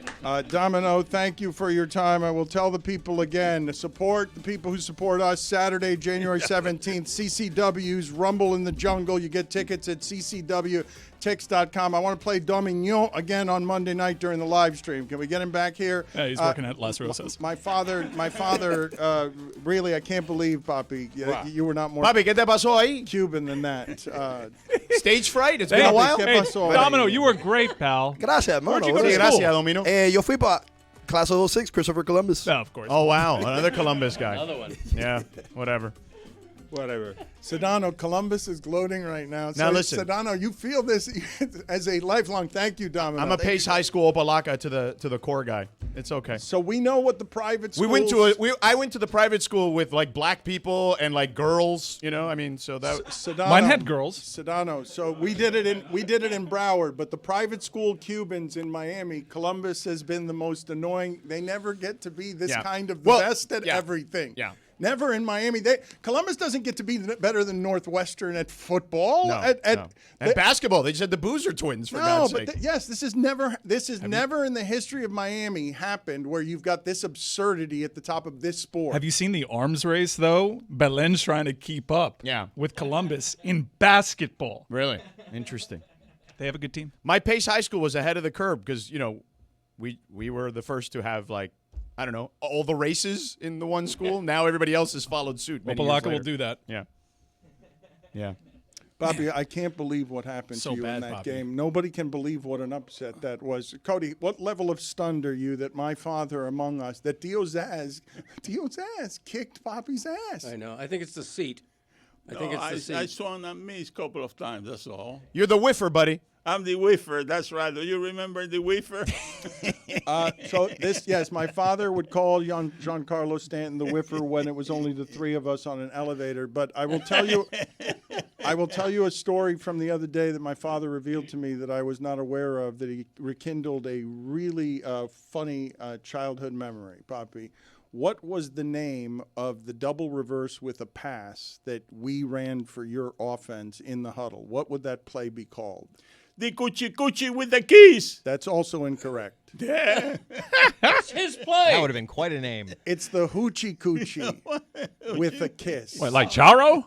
It is not the coochie with a kiss. I would never use you as a cultural appropriation to exploit your Cuban for my uses. I would never do that. Zaslow, congratulations on you and Sedano winning the game show. Oye? Papi, pan con pinga, you missed that. What happened? Pan con timba. Papi. Might have aged out of Domino. Pan con pinga. Oh, I thought that was the difference between ping and timba. Genuine shock on his face. Theo Zaz, Theo Cody, I just had a genuine epiphany here, and I was stunned to see it happen because I have not articulated very well some of the vision we have here from Metal Arc Media, but definitely cheap game shows are a way to go. And what I just saw morph in front of my eyes, and Tony, I don't mean this as sort of a having a meeting about your employ over the last 5 years, but Domino is the Cuban I thought Tony was. And so I mean that as no insult. It's tough to hear. No, it's not that it's even tough to You know hear. what? It's tough to hear. How about you play this, Chris? Play this one more time. The Packers win or the Bears lose. How about that? Can Domino do that? Can Domino do that on the fly, Dan? Let me know. I don't know. You tell me. Okay. You were saying? Go ahead. No, look, I don't even mean it. Look, there's a spectrum of Cuban. This is not an insult. This is absolutely degrees of Cuban, and you can be more Cuban than Tony. It's hard, though. It's difficult, but wrestling pants help. Wrestling pants do help. They do help, but also you can see the different degrees, right? He's Hialeah Cuban, I'm Kendall Cuban. There's a hierarchy in how things go. Whoa, hierarchy. Not saying that one's better than the other. It's just we talked a little bit differently. Generally in a hierarchy. A little bit differently. Well, I think Domino is the greatest of the Cubans beneath Mario Cristobal, the statue of Libertad y Revenga. But the problem we have here, and I saw in the studio, or I saw in the room over there, my mother, and I really do. Jeremy, please get to the bottom of this because I believe this is a family betrayal, a school betrayal. I believe the most traitorous of the Le Batard somehow is my mother, who is sitting here flatly saying that she's rooting for Fernando Mendoza in this game. He is the quarterback of Abuelas. I'm offended by this woman. I'm offended by her. This woman raised me. This woman taught that man how to be a man. This woman offends me at my core when she believes Fernando Mendoza should beat the University of Miami. So we go now to Jeremy with my mother. What do you got, Jeremy? Dan is very, very frustrated with you for wanting to root for Fernando Mendoza. I did not say I say I didn't know. No, mommy. I listened to my heart. That's what I said. So why does your heart tell you to root for Fernando Mendoza over the University of Miami? Because the kind of a person that he is, the kind of a believer that he is, how he's with his mom, and he's Cuban. Yeah, he's the Cuban kid, right? No, That won the first Heisman Trophy. Mom, the coach of the Hurricanes. That's a lot to Mom, be proud of. the coach of the Hurricanes, Mom, is more Cuban than he is. Nobody here except you. She says that he's more Cuban than everybody here except for Domino. Mario Cristobal is more Cuban than Fernando Mendoza. We dispute this. Dan says Mario Cristobal is more Cuban than Fernando Mendoza. It's the same. No, Mommy. Mario played No. football with Fernando's father at Columbus no High lo School. mismo. Mami, no lo mismo. one that went to Columbus High School is no Cuban. That's true, Dan. You can't dispute that. You're no Cuban either. You're fake. Whoa! You married a fake Cuban. We just saw it on the game show. Dominio. He says you married a fake Cuban. I married a fake Cuban. Wow, she was really He disappointed was a by that. Mets fan. That's, Mom, all right. Thank you, Jeremy. I am offended. I'm not kidding you. Like, what's my mother doing? This time is From all sides to me today, it's Dan. tearing I apart tried telling you families. that generation loves Mendoza. This is very much a town divided. It's but normally you don't get the University of Miami is us against the world, and it's even divided among Miami Cubans. Like, what is that? What? So you're telling Miami's getting into the game as the giant underdog, and also it's not just us against the world and nobody believed in us, but also the Cuban community is divided on which team to root for because we actually care about baseball. Yeah, there's been little effort about that. By Monday, you're going to think the game was invented in Havana. On my way out, she said, I came to this country for freedom. Dan's not going to take that away from me. Wait till they find Hell yeah. Wait till they find out that the football is made of pigskin. Gas bag, my mother. I got it all from her. Why are you trying to take freedom away from your mother? Look, man, I don't know during these difficult times if you guys have had your families divided by political strife and Cubans not being the same and Cubans not thinking the same. But my mother and I right now, not friends. Oh, no. Excommunicado. My mother has betrayed me publicly and privately with even saying that her heart whiffs another direction because he's a good Cuban boy who believes in God. I don't want to say bleep off, Mom, but we've got a problem now, and I'm sorry I have to say it publicly in front of everybody. Married a Mets fan. The best part is she's not even listening to you, right? She's talking She to never Domino. does. She's talking to Domino about something completely different. No, my mother. Hey, you better be careful because it goes Mendoza and then Domino. All right? Yeah, right, it does. She is infatuated. Yeah, because that's right. Because you got to be publicly humble and you got to thank God. You can't wear wrestling pants and have a ponytail. I want to give all the glory to God. Like, no, It looks like she's feeling it. No, if Domino were exactly like Fernando Mendoza, she would not like him. He would be too rebellious. Then Cristobal would be the good Cuban boy. Bobby better lay down some law. Did my father sound sane to you in the last segment? No. It's been a weird show. Zaz has said 3 words since he slipped up. He's just So grinning, Zaz- putting a so cigar in because Zaz- he's like, well, at least this is working.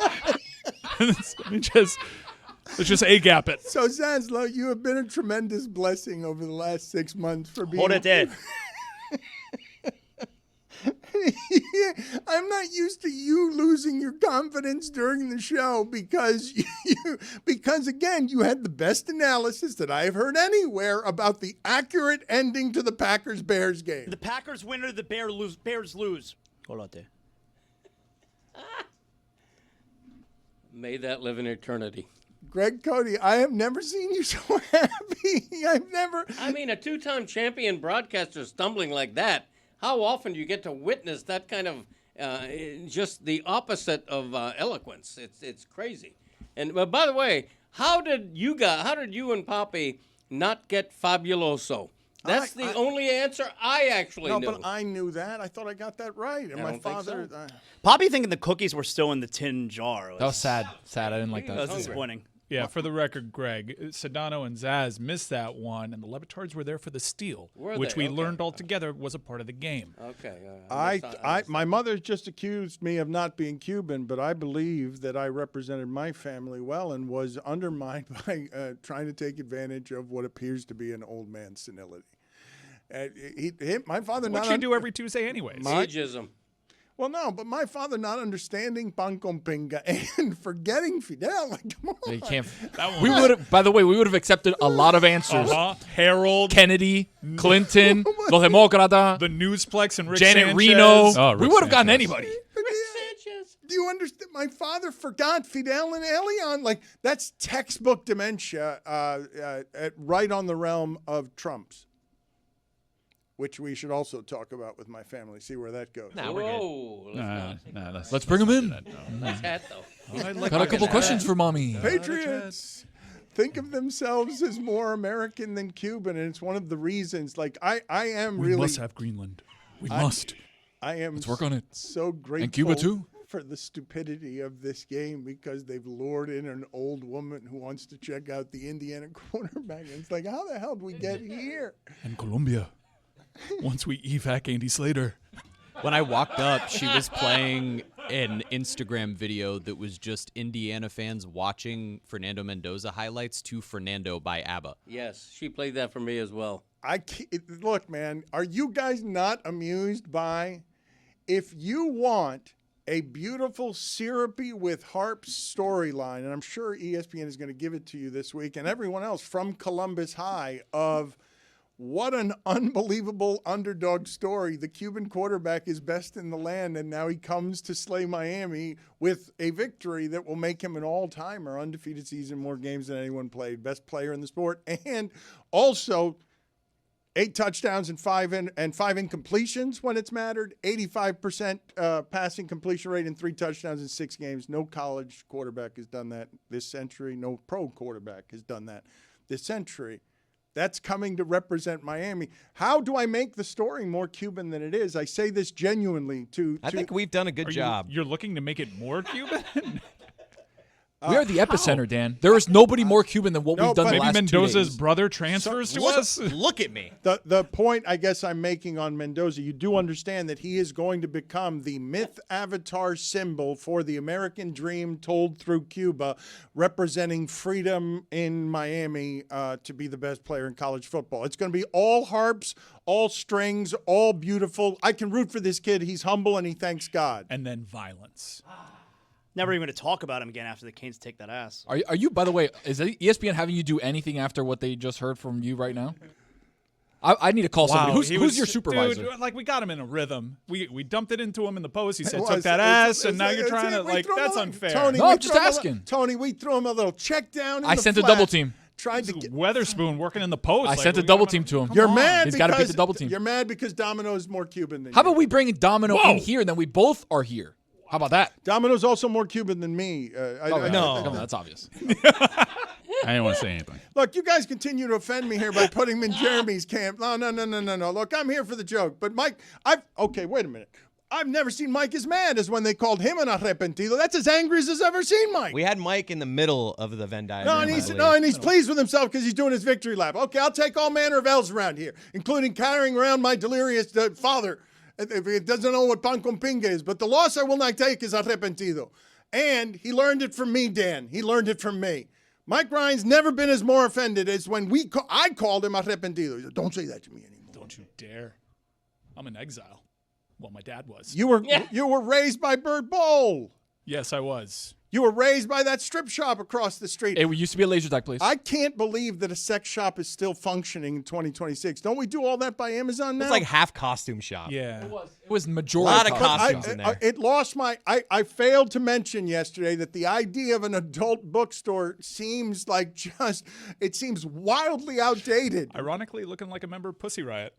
Again, that's not a sexual thing. But that's I'm just saying, how do those stay in business? I thought Amazon is putting all of that out of business because you could just order whatever you want online. Well, they seem to have found a different niche. Costumes. I mean, I know you perked up.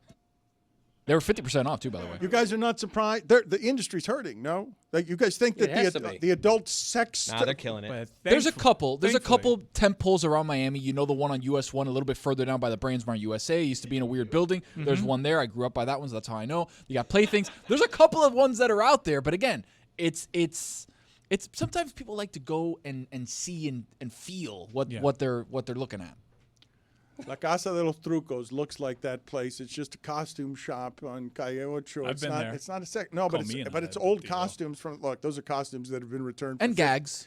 Those are costumes Right. that have been returned for 50 years. Yeah. Fair. I did a Tony Tonight there, and it was great. And we had one guy who was like a magician in the back, like an old Cuban guy who was like a magician. He had one of those like shocker things to give a handshake to, and he got Lewis, and Lewis got fried. How great is this? Look at all the fun we're having around a national title game that Miami is playing. And I mean, this is great, isn't it? This is a dream come true. It's literally a dream come true. I never thought it would happen to us again. This is great, man. It's so much fun. I'm just so happy. Ear to ear smile. Video, can you please put up in the other room somebody who's just arrived to see if we can take some of the smile off of Mike Ryan's face? no. Not Domino, not my father, not my mother. I was told that Billy Corbin has arrived. Billy Corbin wants to get and deserves to be near this Miami hurricane flame as the biggest historian in the history of the UM program. I've been told that there he is. Billy Corbin is here. He's a raconteur. He's Saboteur. That guy sucks. Type shit. Hey, what's up? Go yourself, Billy. All right, there it is. It started off. Okay. Okay, Cody. Suck it from the back, dog. Whoa, hey, come now on. you- no, now you come would do on. that. They had that too. No, They had that at A Play little Things too. Tennessee Twister. Final penalty, 2 minutes. Personal foul. Light the Personal visuals. and foul. Come on, out of here. But Cody doesn't like Billy Corbin either. Cody. Right. No, I mean he's been critical of me, and I don't respect anyone who doesn't respect me. You got to play it even. So Billy Corbin is here now. Zaz, how do you feel about Billy Corbin? The only thing I think of when I think of Billy Corbin, very few better things are made by anyone in the history of Miami artistically. Cocaine Cowboys and the U as movies. He's a great artist, and he fights for the right thing. I'm fine with Billy. I grew up with his little brother. Good family. I like Billy. Okay, this is going This guy sucks, dude. That sucks. This today. is Dan's happy place. Hold on a Bunch minute. of people I can pin up Zaz against each sucks other. today. Hold on a minute. Billy Corbin is our people. Thank you, Jeremy. Where does he fall in the our Venn people diagram? or Be our careful. people? Our people Not or our people. Not our people. Trust me, He's not not our Columbus. people. Billy Our Corbin, people, not those sound the Columbus. same. Our people or our people? Not- That's What do you mean those people? I don't like him saying that. I didn't say He said those Who said people. those He people? pointed at me and said those or people. those Run it back. people? Find the tape. People or people? Which did you say? People or people? He said those These people. are two very That different side of my things. family doesn't like Billy Corbin. The other side of my family loves Billy Corbin. He's a mensch. So I am looking forward to wherever we end up here. Billy Corbin is here to celebrate University of Miami's success. I want to apologize that we're pushing on the throttle this hard Tuesday. It's very early. We're building up to a live stream, the national championship game, the most Cuban game ever played on Monday night. We are going to throw a party around here that I'm looking forward to. Roy, why are you shaking your head no? What are you apologizing for? They're the national championship. Exactly the University right. of Thank Miami. you, Roy. Thank you. Let's go. Voice of reason. no. Honorary Cuban. I just gave it to him. No, because Mike Ryan says You're this, not in charge. This show's not seen as Excuse me? pro-Miami, and I know how I alienate the national audience. Oh, my God, we're on Tuesday. The audience wants us to talk about another thing. What gets X's and O's? The audience wants us to – wait a minute. The audience would like for us to lose. You do understand that, right? You can't be what Mike Ryan has been the last 3 years and the last 3 months and the last 3 weeks and the last 3 days and the last 3 minutes without pissing off the entire fan base of college football, because really Miami thinks it's all that, and it's represented by this arrogant gasbag taking a victory lap on. I told you Texas A&M wasn't that good. I told you we'd drag Ohio State. I told you Ole Miss wouldn't matter, Lane Kiffin or not. I told you, make Miami an underdog at your own risk. 9.5-point underdog against the defending champions. All right, bleep off, Ryan Day. It's going to feel like Michigan on you because it's just going to be out physical. And now Miami's here at the top, playing for the biggest game. Biggest game in 20 years.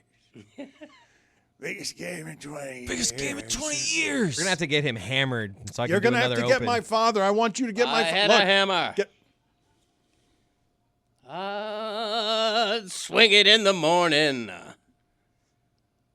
I'd swing it in the evening all over the land if I had a hammer. Thank you. You know what? You're right. The rest of the country is rooting Fernando Mendoza, and the uprising of downtrodden Indiana is the feel-good story here. We're not having that in South Florida, but for the rest of the country, that's the feel-good story. One of many reasons. Chris why Cody, Miami, what are you exhorting your father to do right now? Let my boy cook right now. Well, Keep going. No, what I wanted from him was the rest of If I Had a Hammer, but he started running out of breath, got scared, stared at his cigar. I had a hammer. And that If I Had a Yammer is what you should be singing. Yes, wow, I play on words there. I get that little rhyme going. Well done. Look at you playing with it, and the words. What's too. going on? Mike's giving him the business right now, which I like. What's going on with your catchphrases and the Greg Cody Show featuring Greg Cody? A big one, Dan. We were on 48 and 47, and he's counting down 2 a week for the rest of time. Now I will say, Dad, I think we only give one away. Let's give them both let the to audience us. send them over to go find out. Last the other week one. we got Can I Get a Click Click, and it caught on. Where's my click click is how it goes. There's my click click. I saw multiple tweets of people that have started doing that with their kids in the last week. It's good. It needs to be a T-shirt. Yeah. You made it a rap, Dan. I'm sorry I did that. And what is now 48? Number 50 of the greatest catchphrases of all time by Greg Cody, a historical catchphrase guy. Zaslow, you have been great just staring around and looking around with the cigar. You have been killing it for 90 minutes. Selling the bit visually, and I thank you for staying in the game and fighting to the bitter end, even though you are remains of confidence right now.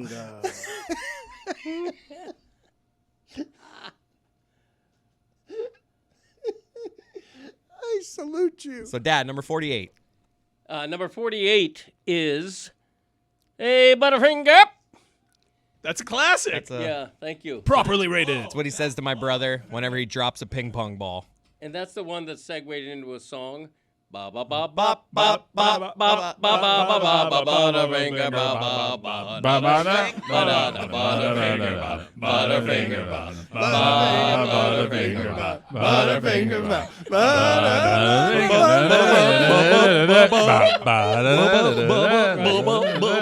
Thank you. Right now, Billy Corbin's going, that's why I've always hated him. Okay. You piece of... I haven't felt physically, energetically, what I'm feeling right now in the room with me since Nick Wright and Pablo Torre were in a room together, because I've got Billy Corbin and Greg Cody here.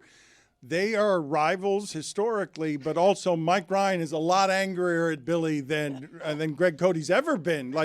So the history, Greg, what is the history between you and Billy Corbin before we ratchet up this tension here? Because Mike is hostile. To begin this particular week with Billy Corbin, to start there aggressively when you are the historian above all historians about football. You have made the most beautiful things on behalf of Miami that are complicated. Rock on Tour, your business, is one of the few Miami businesses that makes excellent things. We were talking about this yesterday. It's like it's Burger King, it's Bacardi, it's Rock on Tour, and Mike Ryan.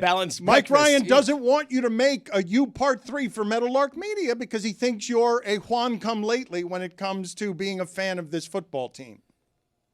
I was just happy that they spelled my name right in the Billy Corbin episode. But listen, the difference between Mike and I is that I'm a fan and he's a fanatic. I think that, first of all, I was born a fan. My grandfather graduated the University of Miami Law School 75 years ago. I was born a season ticket holder. But I still can see the forest for the trees, and I think I still have the perspective of a journalist where I have a little bit of objectivity, and I can call balls and strikes to mix sports metaphors. Whereas Mike is, Carson Beck could shoot somebody in Fifth Avenue, and Mike would still make excuses for him. He's a fanatic, and I appreciate it. I respect everything he's done for the program. Derangement syndrome. I respect everything he's done for the school and for the program. It disappoints me somewhat that he doesn't respect what I've done for the school and the program. Mike Ryan has been working for 4 years to try to get to Miami here, and you've been making John Ruiz jokes for 4 years. Listen, I'm sorry about his uncle. And actually, I'm not sorry. I'm not sorry about his Uncle John. That sounded so insincere. Like that, I'm sorry about his uncle. uncle. What I'm saying is I called it like I saw it. That's all. And I don't think I was that far off about it either.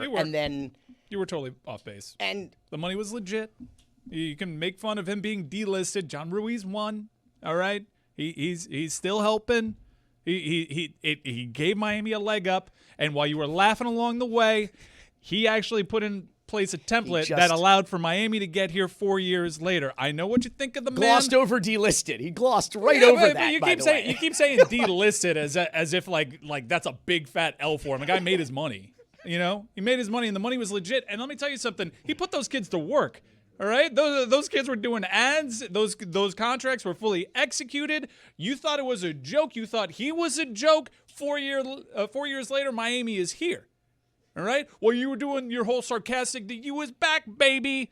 The U is back. The U is back. You did that. I this was right season there too. right now. You did it after the SMU loss. I know exactly who you are. In your bona fides, as you were somehow born a season ticket holder, you didn't add charlatan, because that is what you are, a charlatan. Oh, how so? A Jezebel. I've never heard you speechless. No, I'm curious how I'm a charlatan. You weren't with us when shit was rough. You were laughing at us.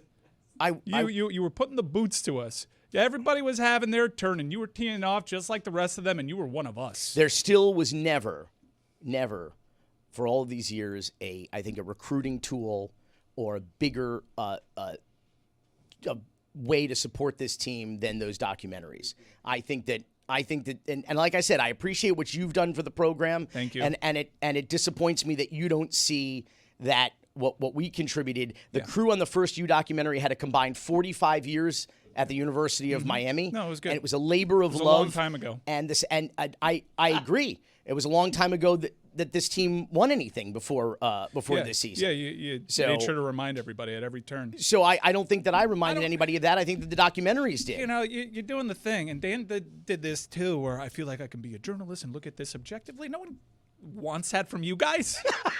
I'm not asking for it from you. Out of here. Like, you think there's a big market for, hey, Billy Corbin calls it like he sees them when it comes to his football team? No one cares. There is no market, particularly in this town, for telling the truth. That is an absolute fact. In Miami, we do not have reality. We have realty. And that's the way that please, and I get spare that. me the T-shirts. And I get that. Don't do that. Billy. Sonny plays for shady people. Billy, you went to one of the old hits, and we've heard those too young. I don't care about it. Long. I appreciate you being appreciative of what I've done, but here's what I would like to hear, Billy Corbin. Dan. Here's what I would like to hear from you. An apology. An apology for laughing at your own brothers and sisters that rep the green and orange. We turn to you as a guy that made the greatest piece of art in arguably sports collegiate history. For sure, and art. Yes, for sure, it was high art. It was a recruiting tool. It's all the things that you said. It's also a very long time ago. And you've had a heel turn since then, You don't pal. think it's art? You don't think that you made a love letter to the University of Miami? I was teasing. Yeah, I'm partial to the U part too. But it was art. He's asking for an apology from you, boys. though. Absolutely not. You were the man when it came to the U. You were looked up to. And then something happened. Maybe it was Jaron Williams. I don't know. But you turned your back on us somewhere along the way. As a fan, you can appreciate the team and the good things, and you can also appreciate and call out what isn't going right.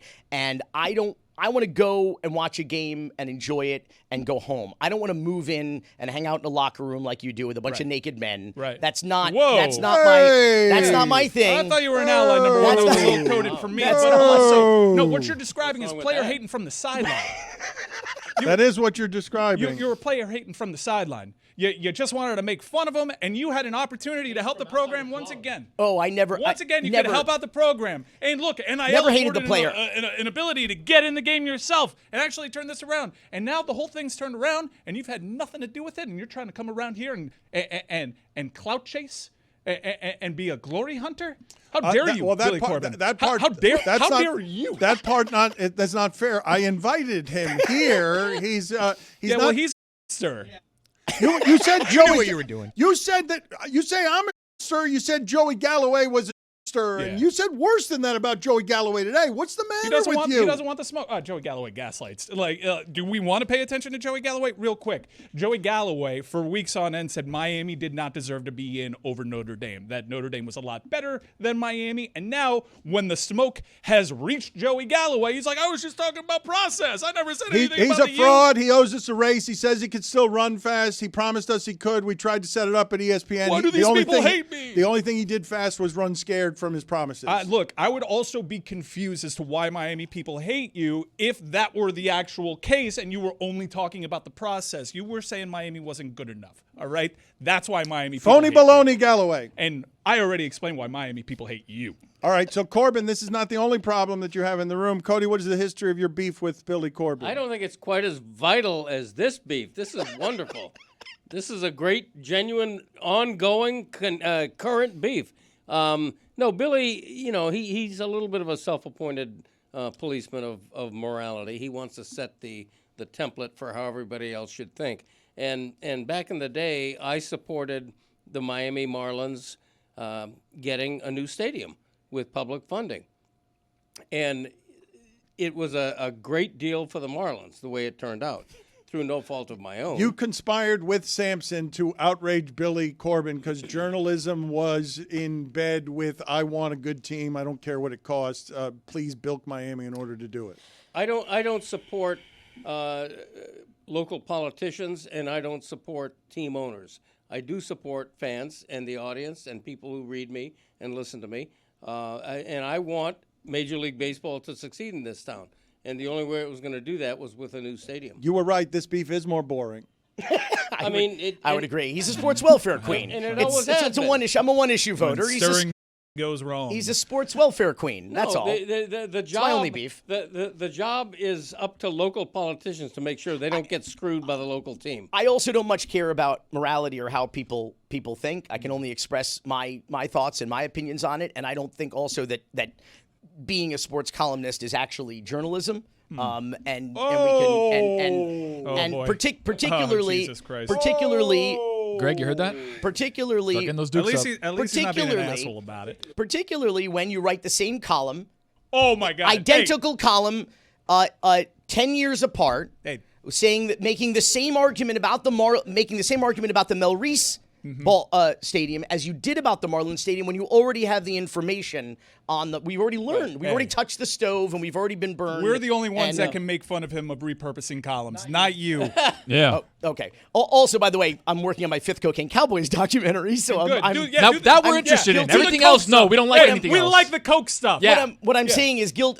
All of us kind of repeat that we do well the first time, but Greg, you just admitted that you didn't do it well the first time. You didn't call it right the first time because it turned out to be a good deal for the Marlins and not for the taxpayers. No, I never admitted that I didn't call it right the first time. Okay. What I said was the responsibility. No. Anybody else have a problem with Billy Corbin? The responsibility is on local politicians not to get screwed by the local team. The part that I'm offended by, and all of you let slide. I've invited Billy Corbin here because he makes the best things, and I want to see the U Part 3.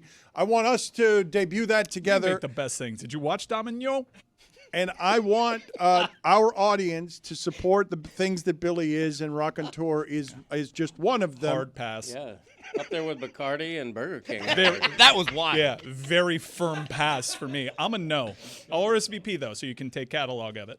What do you think of the best businesses in the history of Miami are? It's slim pickings. Like, Miami doesn't do business very well. So in terms of presenting us to the world, you won't find a single soul that says Raconteur. Have you heard of Leon Medical Centers, Dan? That's right. I know this guy has. Brightline?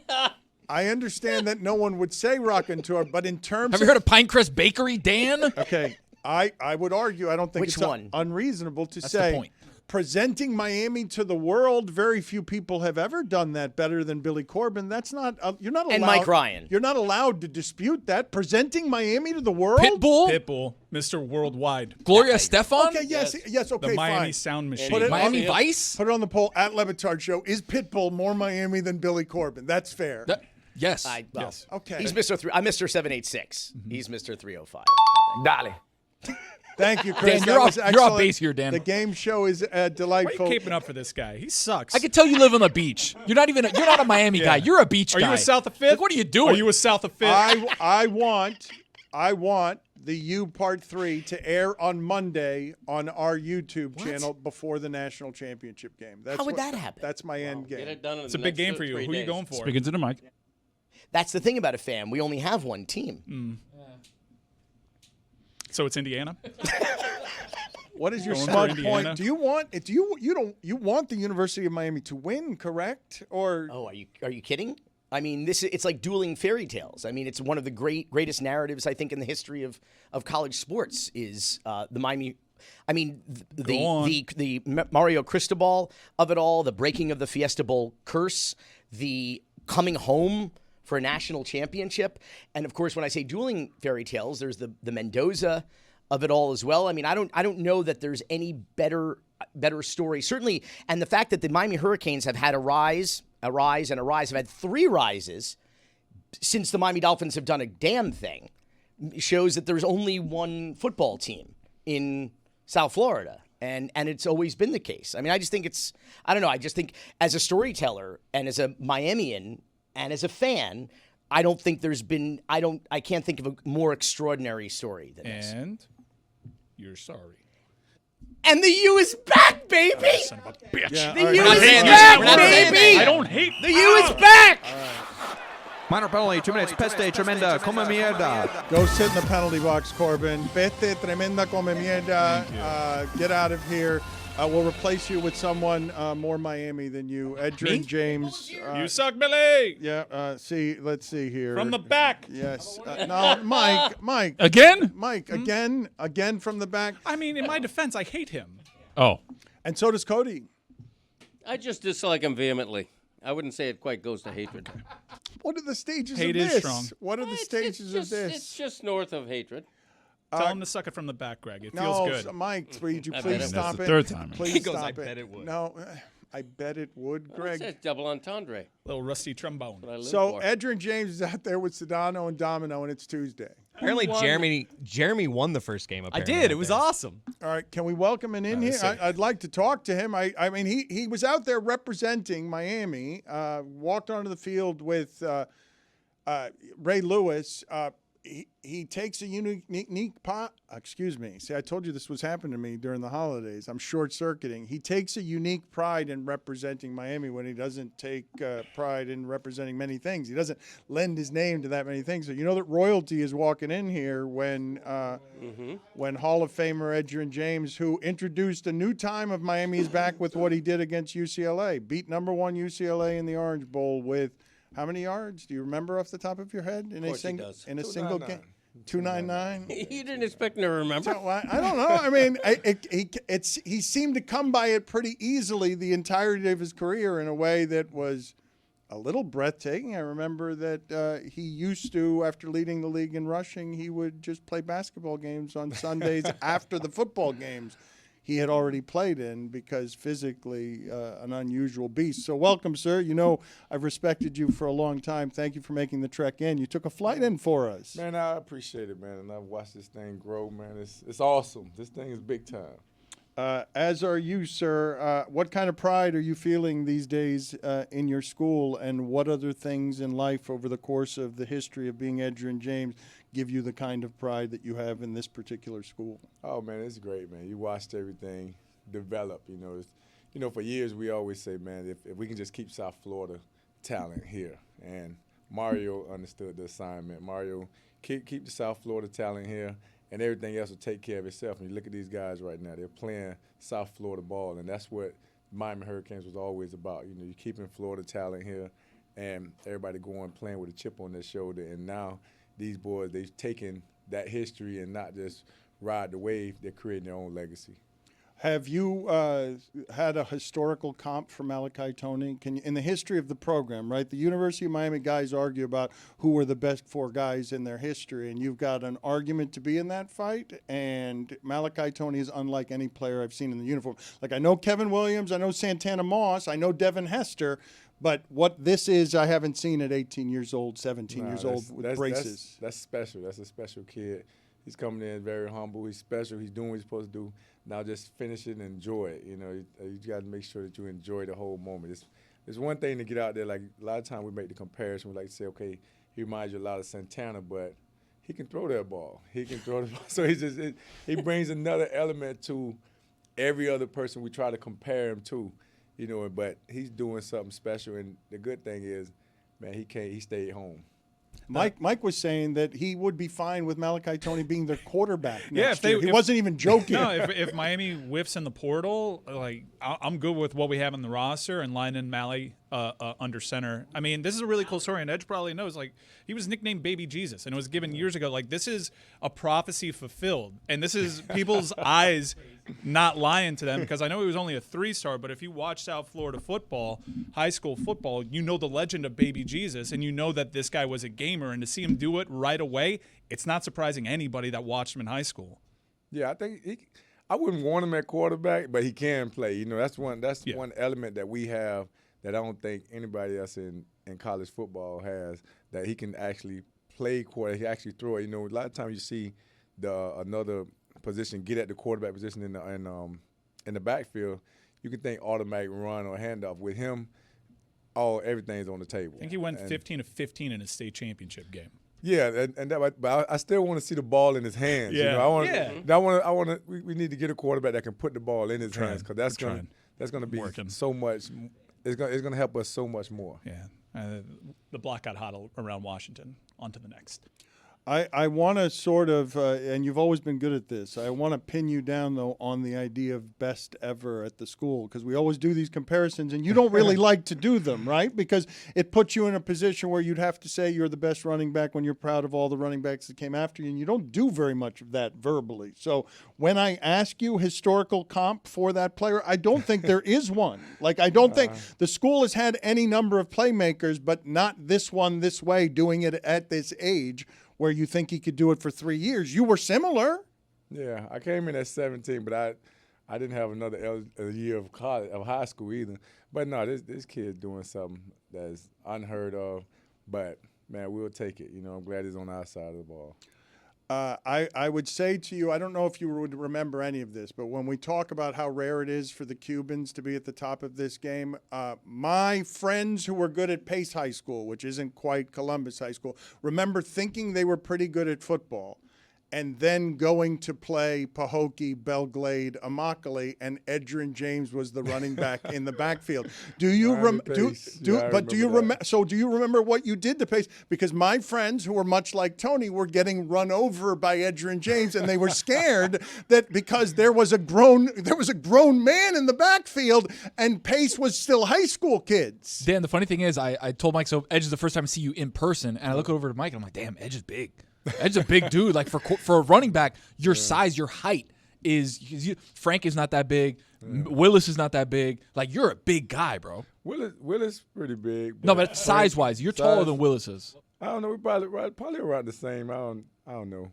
But usually when I come across people, they always look, because the running backs are usually like 5'9", 5'10". Like, for me, I could have played linebacker or safety or running back, but it worked out in the running back position, though. It seems to have. It would have. It's been okay.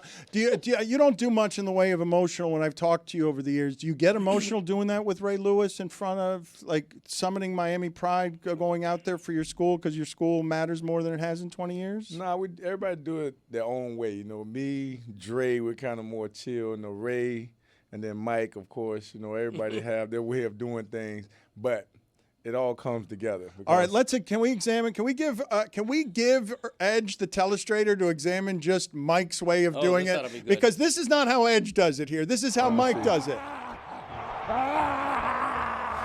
And so this is the mascot for Miami. This is Michael Irvin. Yes, this is Michael Irvin, and this is what he said. This is just 8 seconds. This is 8 seconds of him yelling and screaming, but we have hours and spools of hours of Michael Irvin being the best mascot the University of Miami has ever had. Man, Mike's great, man. Mike's great. And it's fun on the sideline. On the sideline, if you can take part of those conversations, it'll probably be better than what y'all probably think. Edge, is he actually talking to anybody? Like, he's just making noises, and people are like picking up on what he's saying, but he's often like talking to nobody. Do what now? No, they're giving you the telestrator. An appropriate now. response. No, thank you. They shouldn't have listened to me. It's okay. Well, Dan, you threw that in there. Like, this is the first time we ever do it. We're in Danny, too deep we'll now. cover this in the meeting. Don't listen to Dan. Yeah, so Write it down. Write that this down. is my fault, Edrin. They shouldn't have listened to me on He that hit us one. with a Greg Cody. Do what now? I thought I was the only guy who said Greg do what Cody. now. What now? It was a great response from He's Edrin. writing that down really quick. Dan. Hold Bad on. idea from Dan, but Yes. it all depends. Let's play the result. Yeah, I don't have confidence anymore. I don't have any more confidence in the result. What is he supposed to do? What I wanted visually is to play for Edrin James a longer video of Michael Irvin on the sidelines and to see if I could get any telestrated content from Edrin James where he. Good idea. That's what We're all a little I- confused as to why you think this is going to go well. Okay. X's and O's on Mike's thing. Like, what? Okay, I agreed that it's a bad decision. It's my fault, Right. but Oh, there he is. He's taking his belt off. Oh, my. To the stadium. Oh, my. How great is this? Oh, my. so simulating child abuse, spanking the bum of a child. Where does this rank Edrin James with great college football traditions? Oh man, it's new. It's new. It is. So top five? So we starting. I think he raised the bar. He did. He did You've do known that. Dan for a long time. Does he always make it this weird and awkward? Dan comes left field Yeah. sometimes, you know. So Yeah. you just gotta make the proper adjustment. Big left field guy. He's a huge left field guy. Loves it. Right field. A little too much. Mike, you are excited to be in the presence of Edrin James because you know you're in the presence of royalty. You don't want to talk about the past, though. You want to talk about now. You don't want to talk about the history of the program. Well, I'm curious Edge's thoughts on that because Dan does this thing where he can't help but talk about the past when we're dealing with the present. Look, it's great that you guys are hanging around the sidelines. I'm sure you do it. You do some mentoring, and that's awesome. But like, I feel like these kids deserve their own shine too because Absolutely. you guys had a memory of the standard. These guys growing up in high school, it was all fairy tales and stories from the past. They haven't actually seen it. They had to buy into a vision from Mario Cristobal that he was selling that they didn't have proof of concept. You guys, you rebuilt the program from like the SI article and all that, but you grew up and you watched those guys. I think these kids deserve so much credit. No, we give them a lot of credit. That's why we're there. And then for us, I don't think a lot of people really get a chance to understand that we get a chance to be a fan. You know, all your life you play ball and everybody's coming. Now you get a chance to go and cheer for the other guy. You get cheer for the guy, and then especially a guy that you watch grow up from youth football to high school, and now they're playing for your team. Like, we really love the University of Miami. It's like, it's not something where we want to get out there and it's about us. No, it's about them, but it gives us a chance to be a fan. Like, we really get the chip. Like, we really sit over there and celebrate those kids, and we talk about how great those kids are and those plays. It brings back memories and everything. Well, I've been hanging around a lot of the former players. I know you guys take the charter flights out there. It's cool to see the brotherhood. But one thing that really sticks out is how much you guys are actually enjoying this. Like a little bit like pinch me, like I can't believe like we get to enjoy this as adults. Like it's our team. Like all the guys in the league have been laughing at us. We've been down bad for about 15, 20 years. And to be here, you guys have a smile on your face the entire time because you're thrilled for these kids. But you're also like, man, we've been taking so many L's. All our colleagues have been making fun of us, and we're finally back to where we belong. Yeah, they're looking at us like we're like a Cowboys fan or something. Like we back on the past, we're talking about like the '90s or whatever. Like now we get a chance to say, okay, look, this is what we're talking about right here. This the University of Miami. This the you that we know. Because over the years, I know we try to get behind the program, but deep down inside, you knew it wasn't Miami football players. You knew it wasn't Miami football really. But you try to support it, but now you can really feel it because you have one of us at the helm. And we know Mario. Mario in 1998, he's right there with us. You know, he's played ball there, so you can really feel it. And it's bringing that whole Miami thing back. So this time it's real. Well, Edrin, I was going to ask you to elaborate on that because I think it's changed with Mario, right? Has it always been as welcoming for the former stars than it is now? Because it just seems like you guys are out in force now, not because you're front runners, but because you're more welcome than maybe you have been under other head coaches here. Well, I think it's selective. You know, now it's more a collaboration of everybody coming. But before it was your relationship with whoever's in front, and you know it was picking and choosing. Now it's kind of laid out to where it's like, hey, this is the University of Miami. This is what makes us stick. And that's one thing that I always have to compliment Mario on. He make it a point that he want the guys here. He want the guys involved because it was a point where the guys didn't feel like they were welcome, and it kind of affects the program in a way that people don't really see when these guys are mentoring these guys and helping these guys in youth ball, but they have a decision to make. You're not pushing them to the University of Miami, because it's not welcome, and that's why I hear a lot of the guys were talking about it in the past. But now it's like, hey, we need to get him here, and everybody's on board trying to do whatever it takes to get any kid that we want at our school that's a Miami Hurricane, because it's welcome. It's making everybody feel like, hey, this is home. I didn't just go to this school and I'm an outsider. You felt that? You felt not that's welcome why in the past? I said selective. Like, I've always been taken good care of, so I can't say from my personal experience, but I interact with everybody. I interact with all the guys, and that was the feedback. Because the school not one time where it wasn't a situation. That's why I said selective, because it was certain people or certain situations and certain relationships. But now I feel everybody feel included. Well, the thing that I think that you understand about what was built here is somebody who comes from a region of the country in South Florida that very often is neglected, that you still care about. Like, you actually understand what Mario Cristobal was trying to block when he was trying to block Cortez Kennedy and Jimmy Jones and Russell Maryland, and how insane that human being has to be. For him to have can you explain to me how that person, undersized, survived fighting people who were much better than him physically? Well, it starts with a mentality. Everybody's upbringing kind of shapes them, and you can tell Mario, his upbringing shaped him. Then when you get around the guys give you confidence to actually be bigger than what you are. And that's one thing about Miami Hurricanes. We go out there, we're going to have so much confidence. I don't care. Deep down inside, we can think that we can know that the team may be better, but you'll never know it because our confidence is sky high. And that's what you see when you see like Mario going against those guys, because everybody lifts each other up. Like in the practice field, we're going to do one thing, but when it comes to game day, we're all together. How do you lift up somebody's confidence? So Zaslo's been broken. You've been killing it, Zaslo, for the last hour. I appreciate that you've stayed in the game, given it everything you've got, not talking, but acting the hell out of your last hour. He has not been the same. He's a professional broadcaster. He's very good. This is how he described the end of the Packers-Bears game. The Bears famously won it. The Packers famously choked it away. He hadn't spoken for 12 minutes. Here's how he described the game in a question. The Packers win or the Bears lose. And he's been lacking confidence since then. Look at him. Oh, he chose the Packers? Man, now Edge thinks I'm a sucker. Well, you are a sucker. Edge, do you think that this is his normal dress? Like, you think he wears this every day? How do you kind think of thing? this as a look? He's going for Cuban Theo, and barbecue doesn't speak for 12 hours. How do you feel as a Miami and somebody who, does he look Cuban to you? Not the Cubans I've been around. Talk to him. First time he's ever worn that hat in his life, or no? It's the chest hair. That's the tell. Right now, he's got no chest hair on Zaz, that. are you in queue right now to try to get tickets? So of that, Mike. Zaz is trying to buy tickets right now. He's literally trying to buy tickets right now. I'm in queue right now. It's Tuesday. Oh, we have a watch along. Could the gold chain be any smaller? That hasn't stopped him from asking me. Actually, that the entire casted audience, the entire cast of the watch along has hit me up on the side. Hey, trying to get tickets? So, Edrin, I've never seen this before. Like, legitimately, what's happening with my phone and what's happening with former players. He must be getting it too. Who can't get tickets. Luther Campbell has already said, "Don't ask me for tickets. Stop." Yeah, I saw that. Like, stop. I don't have any tickets.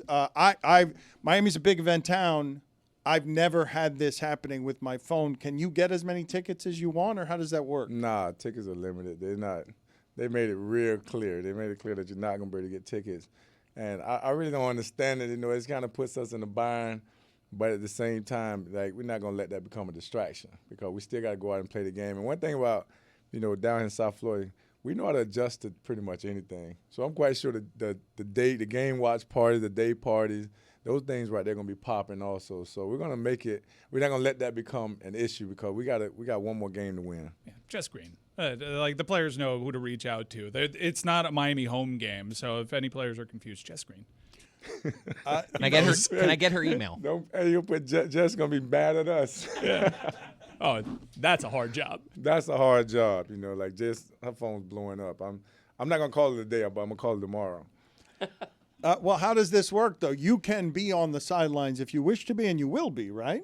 Yeah, I think it continues from they have to the limit other it, though. games. It's limited probably. It's probably limited, but as long as they got Edge's ticket, I'm good, man. And I'm quite sure they got the right amount to make our presence felt, so we can keep this thing going. We don't need nothing going against what we've been doing in the past couple of weeks.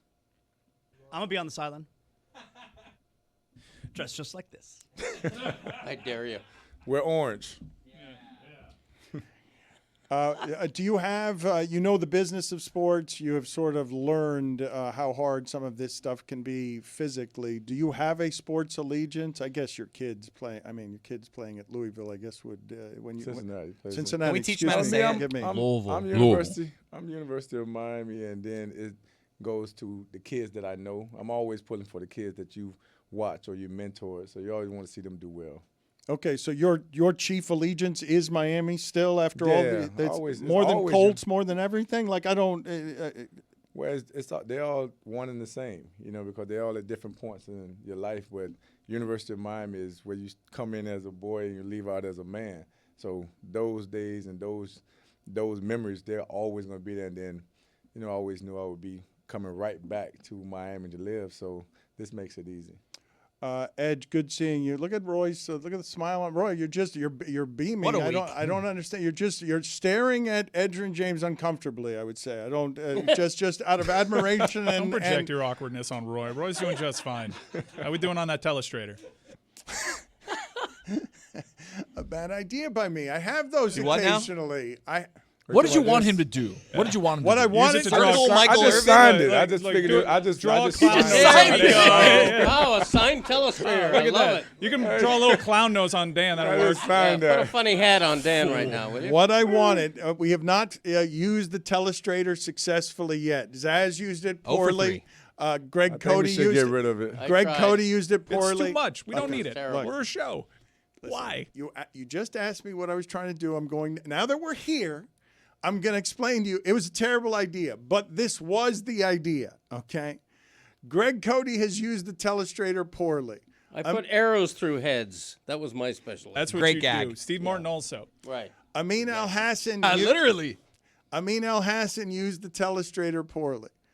Zaz used the telestrator poorly. And I'm going to admit now, this is bad judgment by me, bad leadership. What I thought is, let's have Edgerrin James rescue this by using the telestrator of doing Michael Irvin on the sidelines as a mascot for the team, being just Michael Irvin. How do you telestrate that? What do you Does he telestrate? know? Write the word have, mascot? We have 100. We have a 100. He wants to. Go ahead, Dan. Prove it, Dan. You prove that. Prove it. Go ahead. Hey, bring that Michael Irvin clip back. Let's see what Dan would have. What Dan would have done. Just picked up the blitz right there. He's Go ahead, sweating. Dan. He's sweating. All right, Dan. Draw Go a picture ahead. of a man taking a belt off. Yeah, no, and let's do it with the intro of simulating child abuse, because that's fun.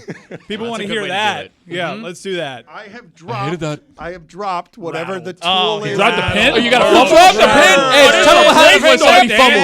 Hey, tell them what happens when somebody fumbles. Dan is nervous. Hey, Butterfinger. What we explain to our players is when they got the ball, they got the program in their hand. Yeah. You got the program. Come on, Edgerrin.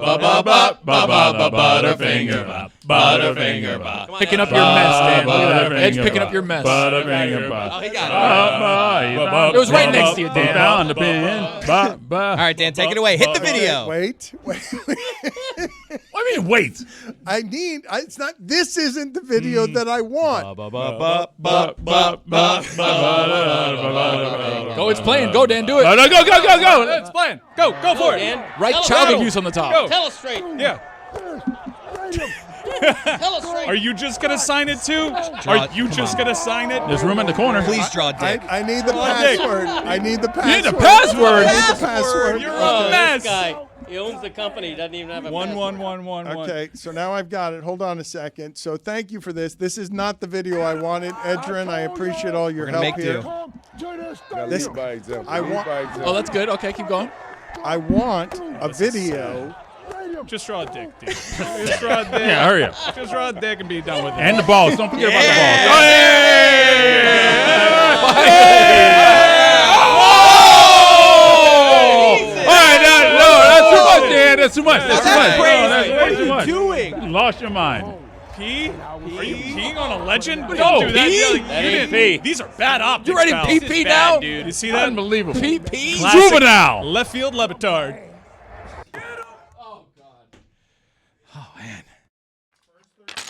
They wanted us noisy, so.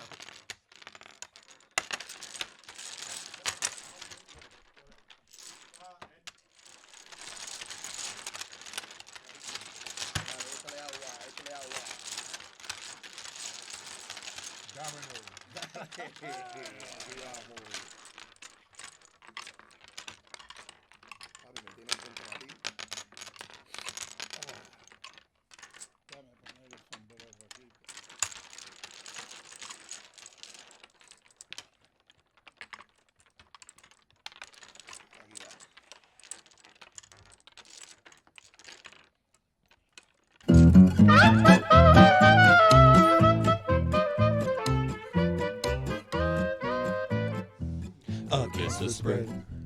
Against the spread. Against the spread is presented by DraftKings. DraftKings. The crown is yours. Roy, what do you got? All right, we got Calgary Flames at Columbus Blue Jackets tonight. The Blue Jackets are playing their first game with a brand new head coach. His name is Rick Bowness. They fired Dean Everson yesterday. Calgary has covered the puck line in the last 12 games against the Metro Division. The Underdogs have won the last 3 games at Nationwide Arena in Columbus, and Calgary are 6-1 against the spread as road underdogs coming off of a win this season. So go with the Calgary Flames, who are underdogs today on the road at a 1.5 against the spread. Tony, what do you got? Guys, there's a pretty big game going on January 19th.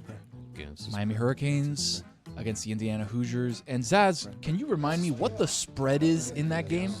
8.5. 8.5 It's is gone up. It's gone up a point. I thought it was 7.5. It's gone up a point. And according to DraftKings Sportsbook, minus 8.5. Disrespectful. The Hoosiers are favored. Yes, Dan. Outrage. Which is why I'm bringing you the attention. 8.5 points is demasiado. 8.5 points es un crimen. Okay? 8. I would be pissed if I saw 8 on the domino board as a salida. I'd be pissed. If I saw un doblete de 8, I'd be pissed. And that's what we're looking at right now. The Canes just got handed un doblete de 8. And guess what I'm going to do? I'm going to take that doblete de 8 and put it right in the middle. Salida and it's not Gomez, okay? Canes plus 8.5 on the national championship game. I don't know where Mike Ryan went. I'm a little worried about us being able to keep the gas pressed right up until the national championship game when we are doing a live stream. But Mike Ryan is still yelling through a glass that I cannot hear. Bleep you, Billy Corbin. You're not welcome here. Okay, Mike, settle down for just a second. Hey, stay away from All that right, guy. Mike. Bad news. Mike, I That's need right. Mike. Go Please, Canes, baby. please. You I never- know. you never lost faith. Mike. I know, Mike. I know that Greg Cody and you don't like Billy Corbin, but Billy Corbin thinks he's slick, okay? And Billy Corbin did something here, and it skated under the radar. And Roy, I'm surprised you didn't catch this because of how disrespectful it is. It's one thing for him to say, Greg Cody, I don't respect that sports columnist is a journalist, but he's sitting next to me. Oh.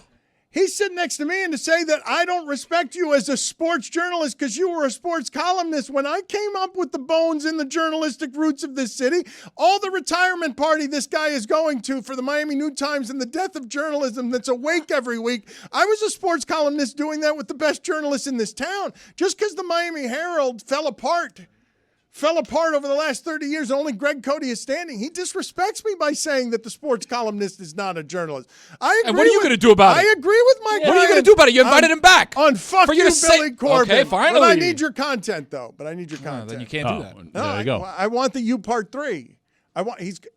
He's got the secret Cristobal tapes. Chris Cody, he's asking me whether you want to hear the secret Cristobal tapes, all the cutting room floor stuff that was on the U documentary 1 and 2 that can create great scandal for the University of Miami coach before the big game. Do you want that footage or not? Mike Ryan says he doesn't want any. Makes me nervous for Mike Ryan. Why would you want something that would create scandal before the big game? Oh, because Billy Corbin is because he hates Miami, a saboteur and a raconteur, and he is somebody who he's a bigger than Burger King. Yeah. You know who would never have secret tapes that would make him look bad? Our angel, Fernando Mendoza. Oh, okay. This is where we are with this, Jeremy. Give all the glory to God. I don't like how my mother was looking at Domino. Did you guys see that? He's behind you. I mean, we He's all literally are. behind you right now. No, but you guys Say saw. something to him. You guys saw this. My mother. I haven't seen this part of my mother stirred. Since I was hiding under their bed one time, and while they were. Yeah. Here we go. Revelation. Here we go. Last year's Suey's. I was 45 years old. Yeah! Let's go.